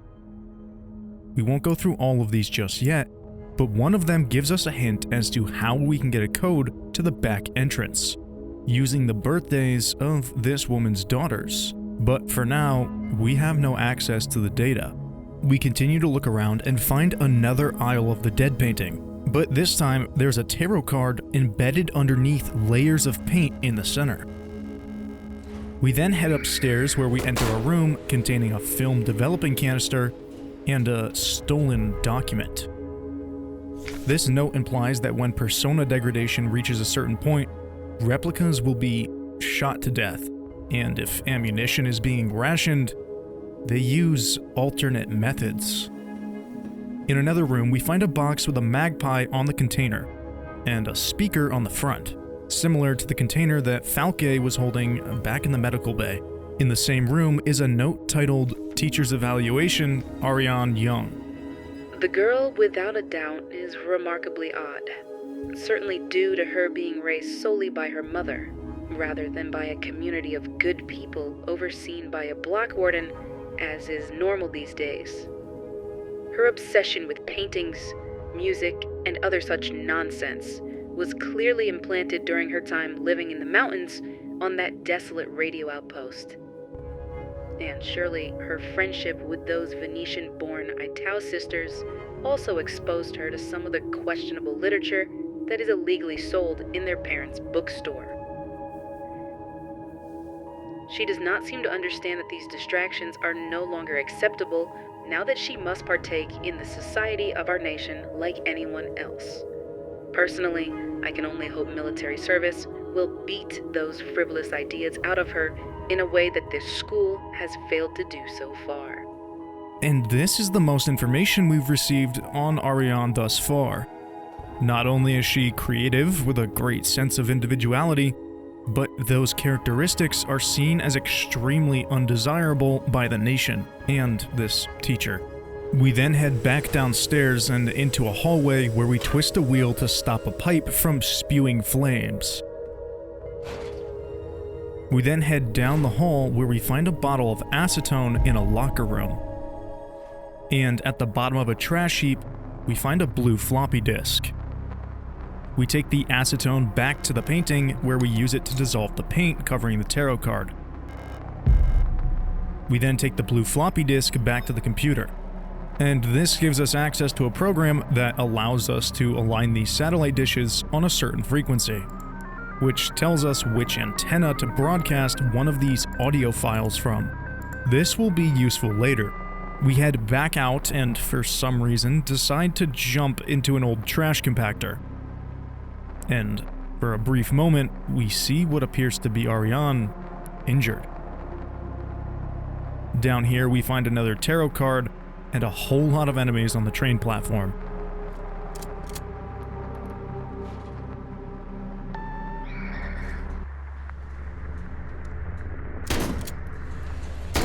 After we manage to clear them all out, we enter a safe room that has a patient key. We take that key back up to the patient room, and inside, we find a board where we can place our tarot cards, and a UV lamp that illuminates the board. We then take a nearby ladder up to the 3rd floor, where we're greeted with a very warm welcome. So we decide to greet them the American way.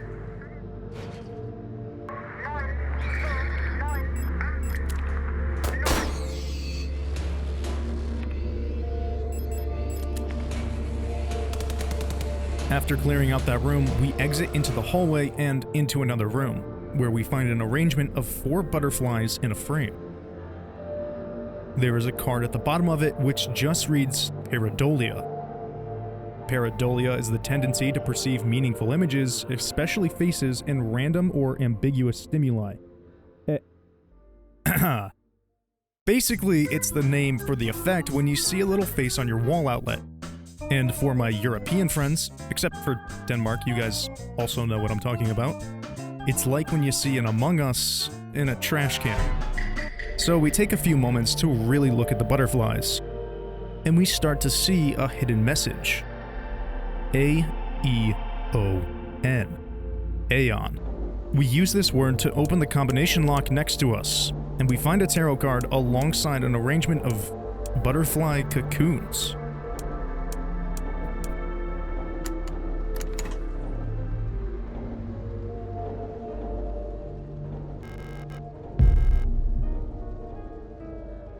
There is also a document in this room called Bioresonance Technology and Its Limitations, which essentially goes over how this bioresonance was so essential for the current nation to free themselves from the Empire. What is this, Star Wars? But it appears that nobody really knows how this technology works, and that only a handful of individuals are able to truly grasp an understanding of it. So if they're gone, so are replicas. Another important detail from this document is the inference that not every replica is an exact copy. They are all different from each other, even ones that fall under the same type. In another room down the hall, we also find a red floppy disk, which we promptly take back to the computer terminal. This gives us a database of patients who were admitted to the hospital. We take note of Issa and her twin sister's PKZ number, and this will be our code. We also notice that Ariane is on this list. We can see that she was born on Lang. We can see that her occupation is radio officer, similar to her mother, and her medical history includes insomnia, bruising, and premature acromotrichia. Oh, that's just hair going gray at a young age. And strangely, her doctor's notes are redacted. We head over to the keypad and enter our newly acquired code. We seem to be in some sort of library or bookstore. The first book we find is titled Song of the Gods, and the first page states that this book is banned. This book poetically states how the Grand Empress of the aforementioned empire is able to harness bioresonance on such a grand scale that she was able to manipulate humanity to her will, and even give life to replicas. Again, we just learned of this empire. But it's now clear that bioresonance has existed long before replicas in this world. As we enter the next room, we once again come face to face with Issa.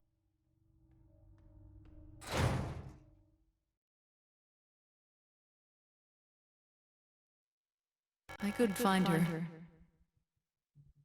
I've looked everywhere. But she's not here anymore. I can't go on. I'm sorry.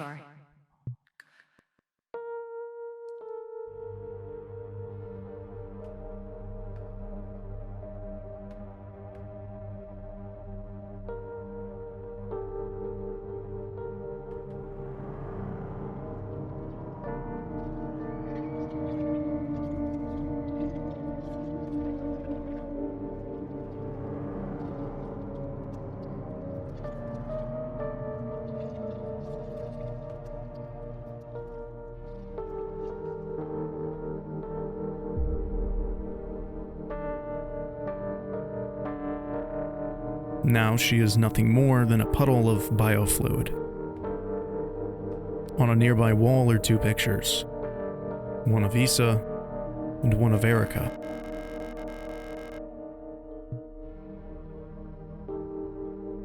Between both photos is the Death Tarot card.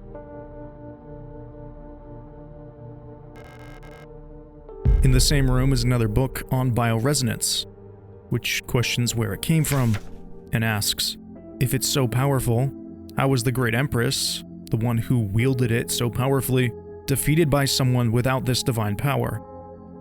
We exit the library and head back to the computer, where we set the antenna to play the Magpie file, and we of course play this song for the Magpie box, which contains a store key and another tarot card.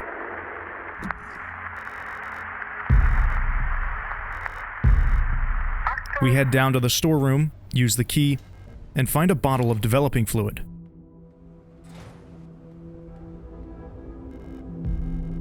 We take the developing tank and the developing fluid and combine them, which produces a photo of what looks to be a QR code.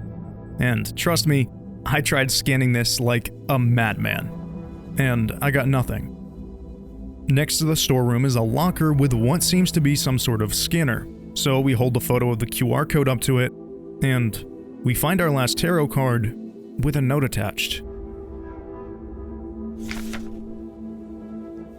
I've been found out. And I'm sure the white-haired girl working at the photo store in Sector C is bioresonant. Be careful. They don't pay me enough to take any more risks. I'm on the next ship to Kitsa tomorrow. Meet me at the docks in Sector N if you want to bail too. Clearly this is talking about Ariane, but why is this person so terrified that they have to leave the planet just because they found that out? With all of the cards now collected, we take them back to the patient room and use this dream diary next to the board to figure out the correct order. And after doing so, we turn on the UV lamp and we get the solution to the moon phase puzzle in the main lobby. As we align the small pieces, the tiny peephole opens up.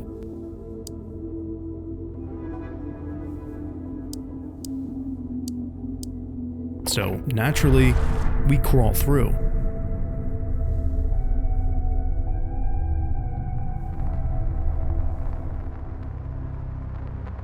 We are now back in the computer room, from the very beginning. We inspect the flag. Elster says, it's meaningless.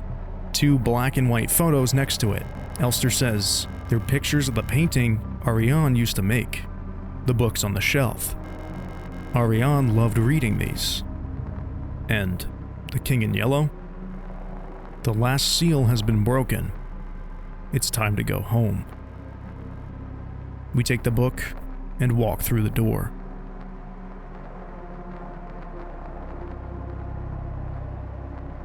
The first note. We have been informed that your compulsory military service period was recently completed. According to our files, you have previously graduated from Mandelbrot Polytechnical High School in Rotfront Sector C on R-34.59 Charlie, and have recently submitted an application for a military service assignment, Penrose program. You have been processed by Aeon Workforce Assignment. Previous work experience: store clerk, part-time, compulsory military service, and long-range radio operations officer training. Should you not be accepted by a military service program by the end of the season or find other employment, you will be assigned to the following workplace: S-23 Sierpinski Production and Mining Facility on Lang. This is the letter that informed Ariane that if she wasn't to be assigned to work on the Penrose 512 with us, she would be sent to the Sierpinski mines. The next note from her aunt. Ariane, I left some of yesterday's dinner in the fridge for you. You can warm it up when you get back from school. Please pick up the books your uncle ordered from my Tao bookstore on your way home. Remember to leave some space in your school bag for them this time so they don't get wet. The final note. A letter from Ariane's mother. My dearest Ariane, I'm so glad to hear you're feeling better again. I was very worried when I heard from your aunt that you are in the hospital again. I still remember how you used to get sick so much as a child. Please don't overexert yourself, okay? The photo you sent me is very interesting. What a strange coincidence that she looks so much like you. You could be twins. Perhaps she is related to us somehow, though I don't know anyone named CO in her family. From the looks of it, it was shot on Vanita. Your military service will begin soon, so you might be wearing a uniform like her soon enough.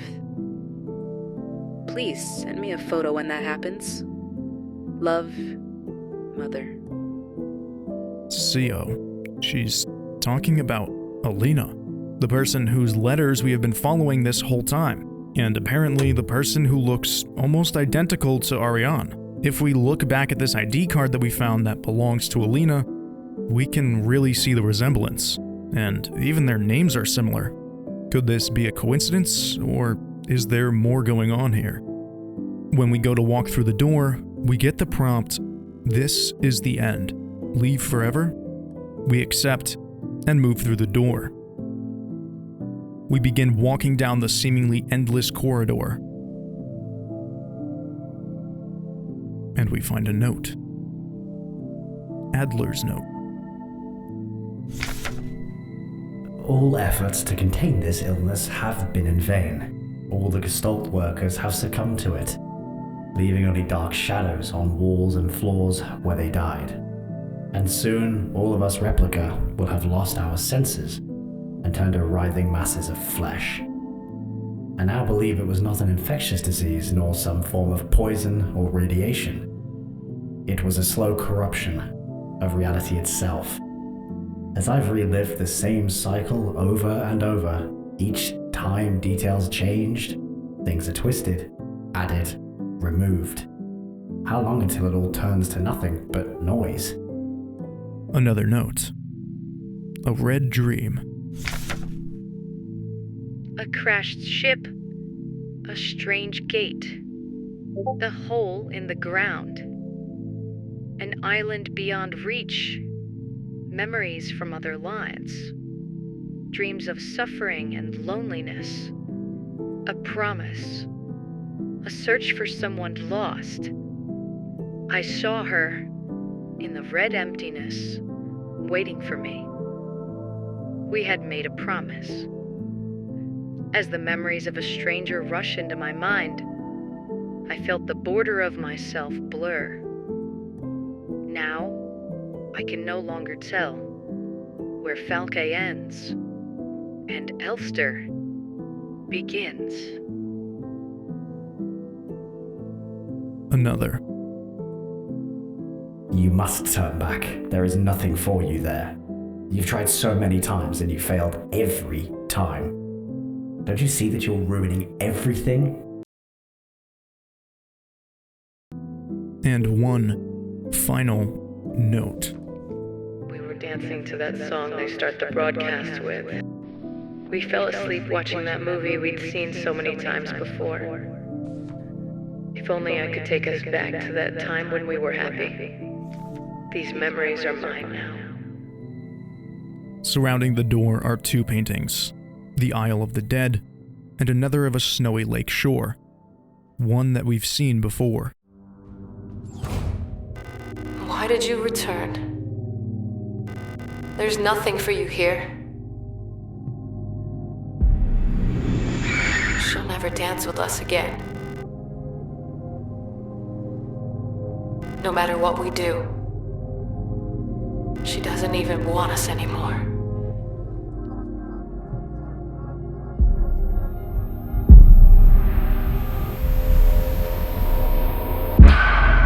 Both of us are incomplete.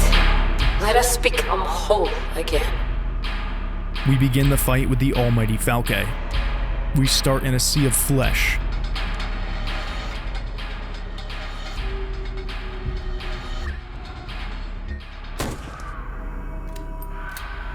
We knock her down and touch her. And we are taken to a liminal hospital room.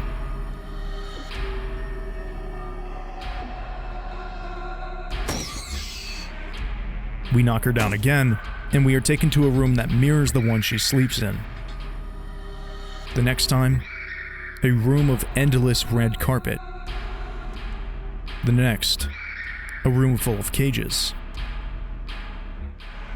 And finally, a void, an endless yellow fog.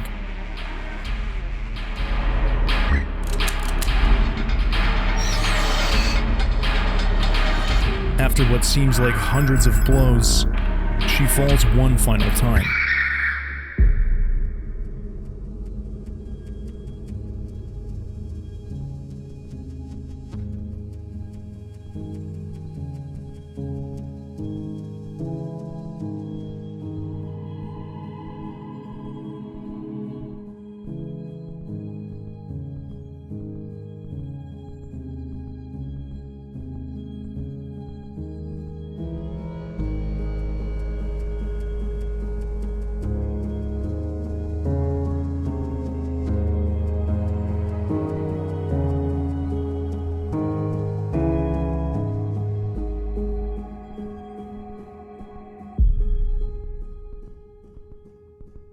Now we are one.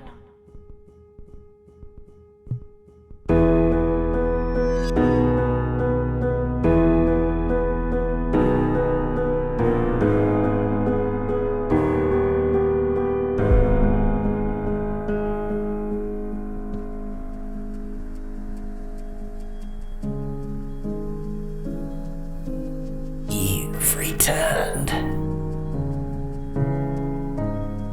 Are you really willing to go through this again? You've seen what happens. This world can't take much more. This may be our last chance.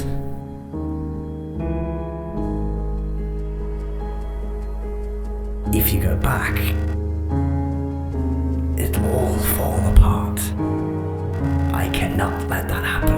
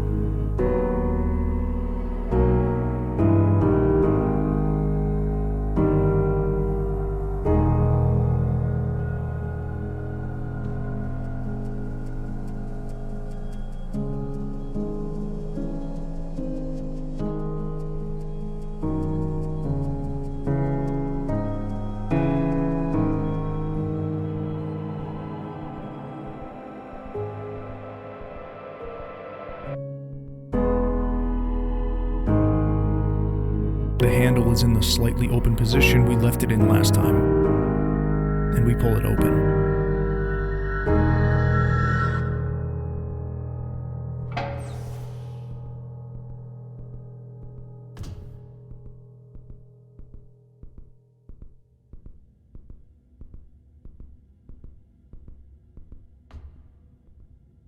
A note. The 1500 cycle transmission from headquarters, congratulating us and reminding us of our mission. In the next room, we find a note from Ariane. When I signed up for this mission, I just wanted to get away from everything. I was sick of Rotfront, of school, of the photo store. Sick of fake smiles and the whispering behind people's backs. When I saw the photo of that soldier, I wondered who she was. Was she happy? Was her family proud of her? Did her comrades love her? Since we looked alike, could I have been like her? But in the end, I just wanted to leave. Nothing I'd ever done or made ever meant anything to anyone. So why bother? Here, I'm finally free. I get to be by myself and do what I want. And I can finally be happy. In the medical room, we find the 3000 cycle note from HQ. And this happens to be on the same day that we were reliving earlier, Elster and Ariane's anniversary. But this note is much less optimistic. Congratulations, comrade. You've survived 3,000 cycles, reaching the final phase of the Penrose program. With the end of the operational lifetime of your replica unit approaching, it's time to prepare for the final phase of your mission. If you have not found a suitable world for landing by this point, accept that you will not. Find solace in the thought that others might be successful where you failed. As you are probably aware, your ship's spare parts and rations will soon be depleted. Life support systems and reactor shielding will soon begin to fail, and radiation may begin to leak from the cooling system. We recommend you do not attempt to prolong your suffering by reusing old filters or rationing supplies. Instead, make peace with your fate. We suggest that you ask your replica, while it's still functional, to spare you a slow and agonizing death, or that you take permanent rest in the cryogenic pod. Remember, you will die having served your nation by partaking in a glorious demonstration of our power. Another note from Ariane. Talk some more to the Elster unit. She's different from replicas I knew back home. Nothing like my teachers or the Blackboard Protector. I know she didn't have a choice, but it feels like she's also here because she didn't fit in. It's like we've run away from the world together. At first, I didn't like having someone around. I was glad she's quiet. Didn't approach me. But lately, I've missed having someone I can talk to. It's been so long since I've last seen another person. I never thought I'd miss it. Except her. Everything is the same in here. Always. Nothing ever changes. We find an unfinished painting, and Elster says, there was never enough time.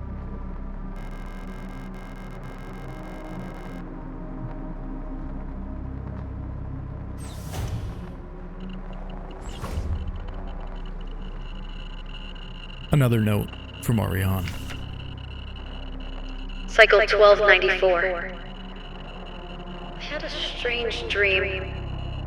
I was listening to the radio with my mother. Like back then, the numbers were on, and Mother was taking notes with a book in her lap. It was that book I saw in the shop window of the bookstore where the twins lived. The one with the yellow hooded figure on the cover. When I went there to buy it, it was gone. And Erica said the protectors had confiscated it. Or was it Issa? I can't remember. Cycle 1840. Everything is always the same.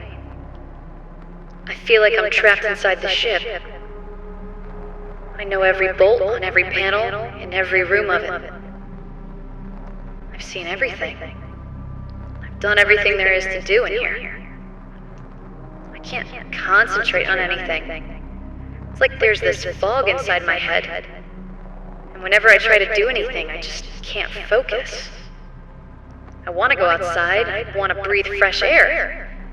I want to feel wind on my face and in my hair. Cycle 2503. I think I lost more hair. I'm sitting here, getting older. Every time I wake up, I feel older, weaker, sicker. I get out of breath so easily lately.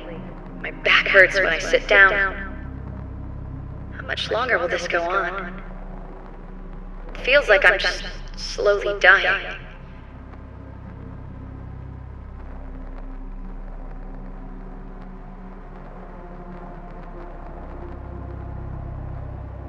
The final notes from Ariane, which are now cycle 5,000 something. Over 2,000 cycles passed when the transmission from HQ advised Ariane to have Elster take her out of her misery. I'm tired of it all. Every time I go to sleep, I wonder if I'll wake up again. I'm scared that it'll be the last time I say goodnight to her. Did I say it right? Will she be okay? What if one of us just won't wake up tomorrow? I don't want to die. I don't want to live anymore either. Everything is just so exhausting. I just want to lie down and disappear. I just want to sleep. Please, just let me sleep.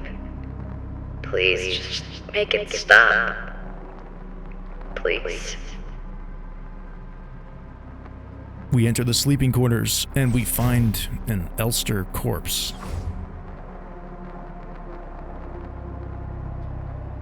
Elster says, "I couldn't keep my promise. Despite my best efforts, I eventually fell ill too. It had to end this way."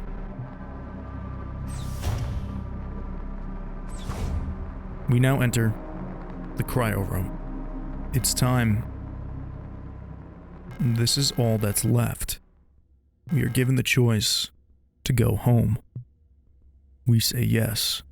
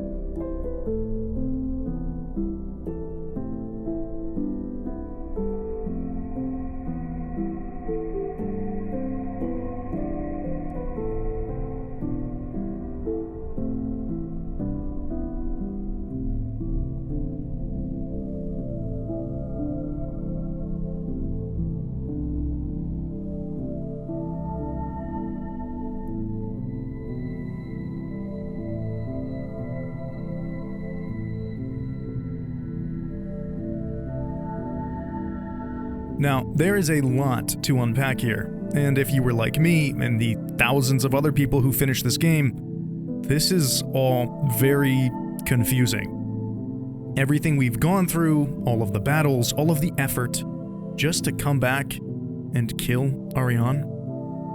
So let's get one thing straight. Part of the promise between Elster and Ariane is that Elster would kill Ariane under certain circumstances, likely putting her out of her misery, like the nation instructed Ariane to do a long time ago. But there is still so much unanswered. What about the time loop? Why have we seen hundreds of dead Elsters? What are Alina's and Issa's significance? What is our connection with Falke? And what is the red eye? Well, here's the thing. There is no right answer. So I'm going to do my best to give you my personal interpretation of the story. Now, for context, I played Signalis completely blind, and I haven't watched any other YouTube videos, read any forum posts, and I've barely touched the wiki. And I think this is what the creators wanted. Their story to be interpreted, not retold. So let's go over what we can say most likely is an objectively true part of the story. We are trapped in a cycle. We wake up, we go through hell to fulfill our promise, and we fail. Over and over again. This goes on and on. And we know this because we can see all of the other failures along our journey. Some of them halfway through, some of them close to the end, and some of them only a few short steps away. And I think that what we know about Ariane through the notes we found is likely to be real events that happened within the reality of this story. Ariane was raised at the radio station with her mom, and had a very abnormal childhood, or at least relative to the rest of the people in this world. This made her creative and curious, and those qualities were seen as useless by the massive meat machine that is this nation. So they tried to beat it out of her through military service. But clearly that didn't work. She still liked to paint. Ariane worked at the photo store, then joined the military, and then received training for long-range radio operations. Likely because she wanted to do what her mother did. But instead, she was assigned to join the Penrose program, where she met Elster. Unknowingly, she was sent on a one-way trip. If she found nothing, her and Elster were to be put down, out of their own misery. We also know that Issa and Ariane were friends, or at least knew each other. We know from this note and other context clues that Issa and Erica were sisters, twin sisters. And they both worked at the bookstore, which was right next to the photo store. And someone, somehow, found out that Ariane had this bioresonance ability, and this may have led to her being selected for her specific Penrose mission.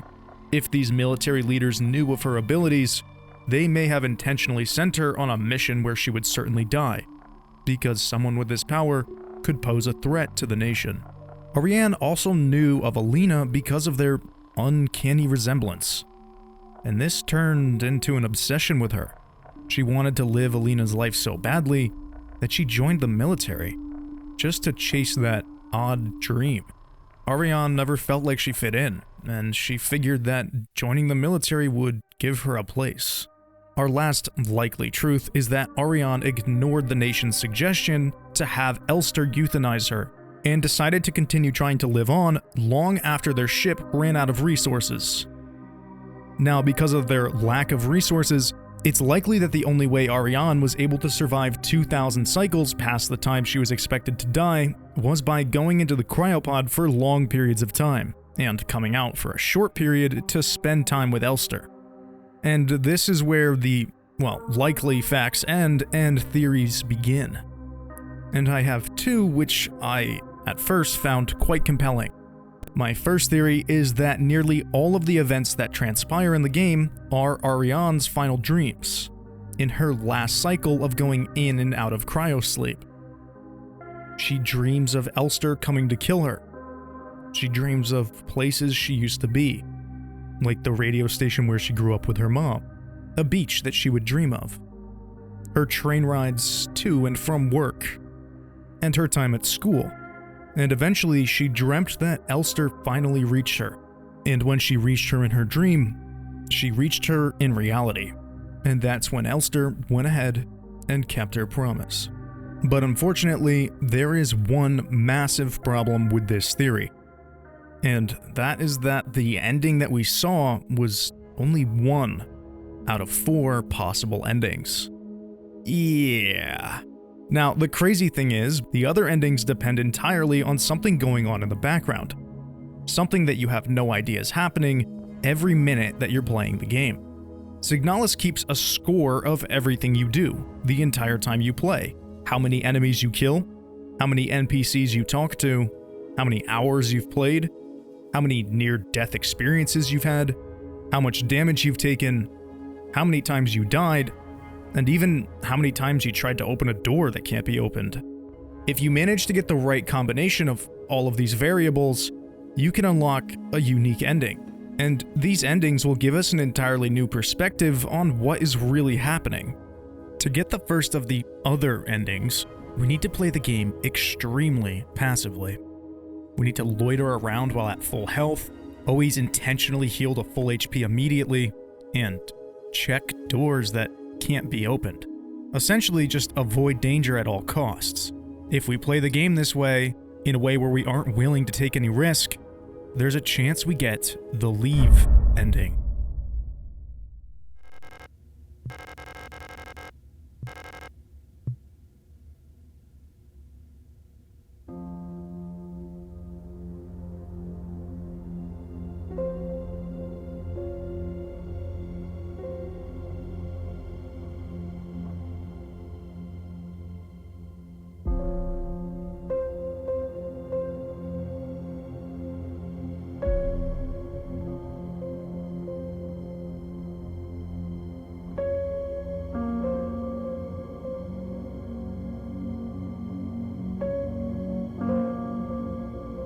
We can't even muster the courage to enter the ship. We can't fulfill our promise.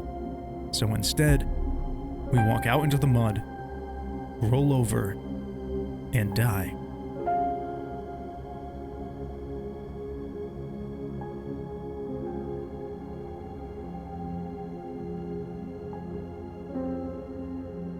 The ending that we originally got was called the Promise ending. And, well, I'm sure you can understand why. The next ending is by far the most heart-wrenching. And my god, this one is just pure pain. To get the memory ending, we essentially need to speedrun the game. Don't spend any time talking to NPCs, run past every fight, don't read any notes, and go through the puzzles as quickly as possible. And if the stars align, we get this ending. When we enter the Penrose this time, this is what happens.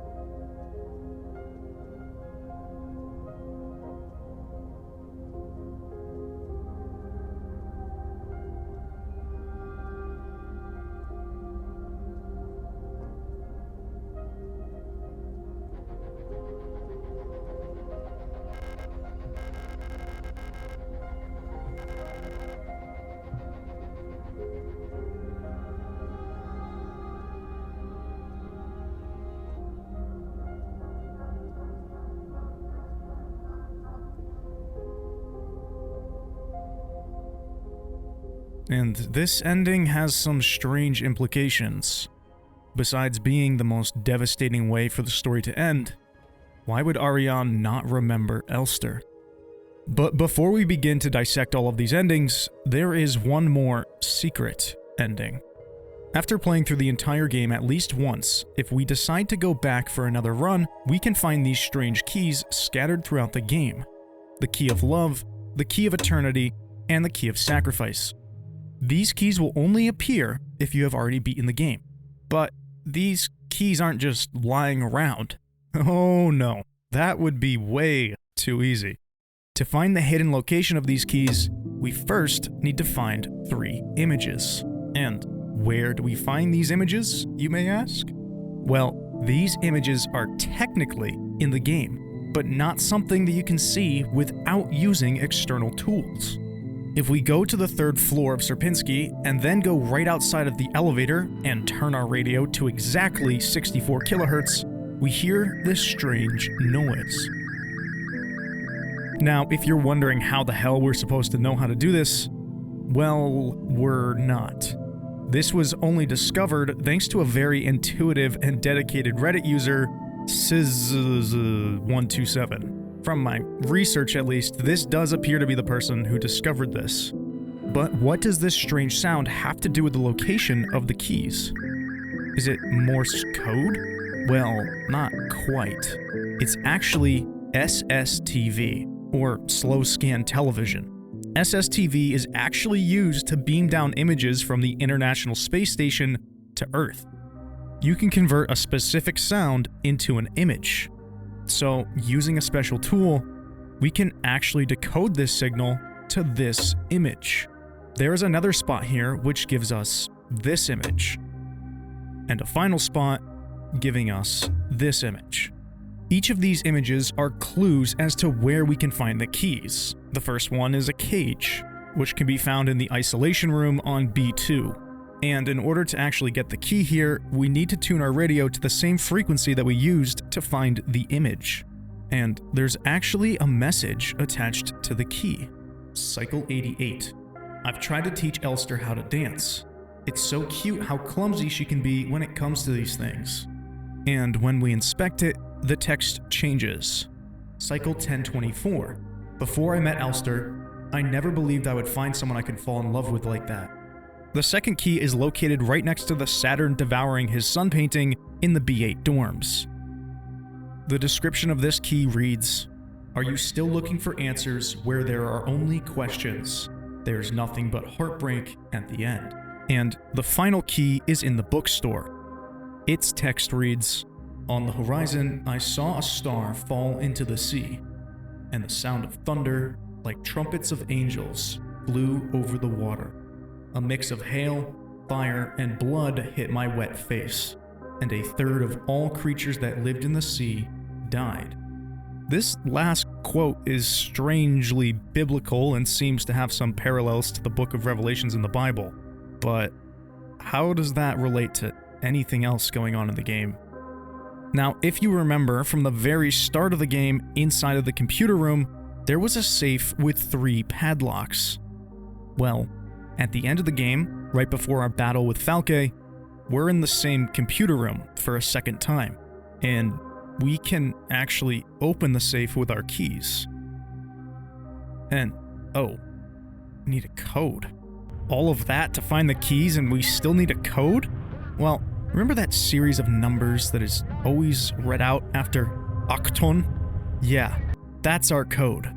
And after all of that, we open the safe to find a pot of white lilies. Now, this flower is strangely notorious for both weddings and funerals. And this is what happens when we grab the lilies.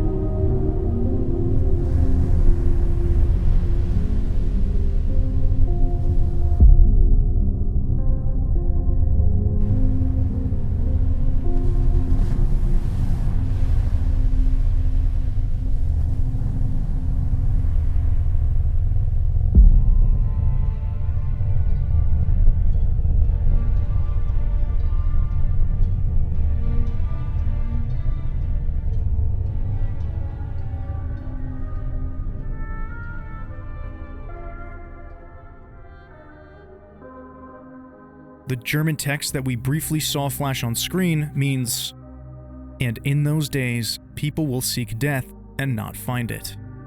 And the mystery of this god is complete, as she announced it to her servants, the prophets. So, I'm even more confused. In the secret ending, we see Elster place the lilies on a pillar, and she lies down in line to die next to 3 other Elsters and a Falke. And in the center of this strange ritual site is a glowing artifact. What? What does this have to do with anything? There isn't a single mention of anything like this in the entire game. Afterwards, we see Elster and Ariane dancing inside the ship, and above them is the red eye. Well, I think the description of the Key of Eternity sums all of this up pretty well. Are you still looking for answers where there are only questions? There's nothing but heartbreak at the end. So, from everything we have now seen, I think my first theory is far from accurate. Bioresonance is one of the most important parts of the story. Every time we see "wake up" and "remember our promise," that is Ariane communicating with Elster using her ability. And everything we have seen is likely within the mind of Ariane. A dream. And her bioresonance is also likely what has given the dream she's in so much depth. What we are witnessing is likely what she sees when she taps into the fabric of the universe to peer into the minds of others. Stay with me now.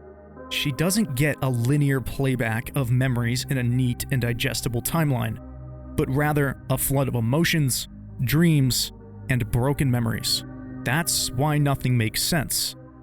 Because everything we see is mostly a fabrication from many scattered pieces of reality. Ariane is also likely to move from mind to mind and memory to memory during this process. That is likely why we see Issa, and even bits of her memories. The same can be said with Alina, and even Adler. She uses someone's memory of another person to tap into the memory of that remembered person. If that makes sense. Everything is symbolic and also literal at the same time. Nothing that we saw was from anyone's direct perspective. So there are 2 options. Ariane is already dead, and this dream is really limbo or purgatory, or she is in a dream state inside of the cryopod, waiting for death. And I'm more inclined to the latter because of this one quote. "And in those days, people will seek death and not find it." And for my own personal explanation of that red eye, well, we are the red eye. The red eye is the perspective of the dreamer. If we go back to the poem of the red eye from earlier, it reads, "A prison from which the only escape is death. Deep below, the dreamer floats in a sea of flesh. The red eye birthing a new world from their dream for eternity. And each time the dreamer turns over in their sleep, the world turns over too, until only flesh remains." The prison that this poem is speaking of is Ariane's own body. The sea of flesh is also her physical body. The red eye birthing a new world is us, the player. Each time a player boots up the game, they birth a new world inside of Ariane's mind. And until Signalis is played for the very last time, those worlds will continue to be birthed. We, the players, are watching over everything that happens and birthing new worlds. So now, this leaves 2 questions. What about the King in Yellow and the Isle of the Dead? Well, if we look at these items more metaphorically, it makes it easier to understand. As stated before, the Isle of the Dead is often interpreted as a representation of death taking a soul over to the afterlife. Ariane knew this painting and its meaning. And since she was confused in this endless cycle and both slowly dying and waiting for death, she was constantly reminded of this journey from life into the afterlife. And those thoughts were represented with the painting. That's why we constantly saw those brief images of the painting. And I do want to mention that outside of what the game shows us, within this universe, Elster likely did make some sort of journey to find Ariane. Whether that was from the cockpit to the cryopod, or a 100-year battle through space, we will never know. But I firmly believe that in the end, Elster made a journey to Ariane. And finally, the King in Yellow. Let's take a closer look at the back cover of the book.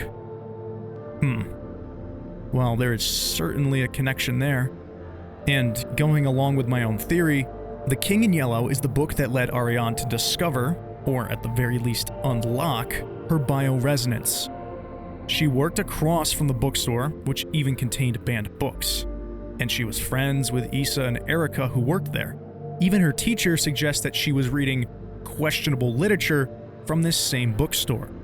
And the reason why the book has this symbol on it, and why the ritual and the artifact end seems to mirror that, is because the King in Yellow represents the core of Ariane's bioresonant connection with Elster and Falke. It was the catalyst for everything we have seen. Across all of the short stories in The King in Yellow, there is one consistent theme. In these stories, the book itself, The King in Yellow, is actually a major part of these short stories. And when these characters in the story read or interact with the King in Yellow, it basically drives them completely insane. Now, this isn't to say that Ariane was insane, but rather, by reading the book, it altered something inside of her. But that's all just my own theory. And I'm sure it's very far off from some of the more mainstream ones that probably have a bit more evidence to back up their reasoning. But I think that's part of what makes Signalis so loved. The discussion around this game never ends. You can always spend more time trying to dissect and put the pieces together in a different way. And that's something very few stories are able to accomplish while simultaneously delivering an experience that everyone can relate to. I know there's a lot I missed, like Adler's significance, the connection between Falke and Elster, the strange artifact, and even some other documents and hidden messages. But I think some things are better left untouched. Again, thanks to War Thunder for sponsoring this video and helping keep the lights on at BeamBuddy headquarters. Make sure to check out the video description or pinned comment to go play War Thunder for free, and get your massive bonus pack on PC or console as a new player, or if you're returning to War Thunder after 6 months or longer.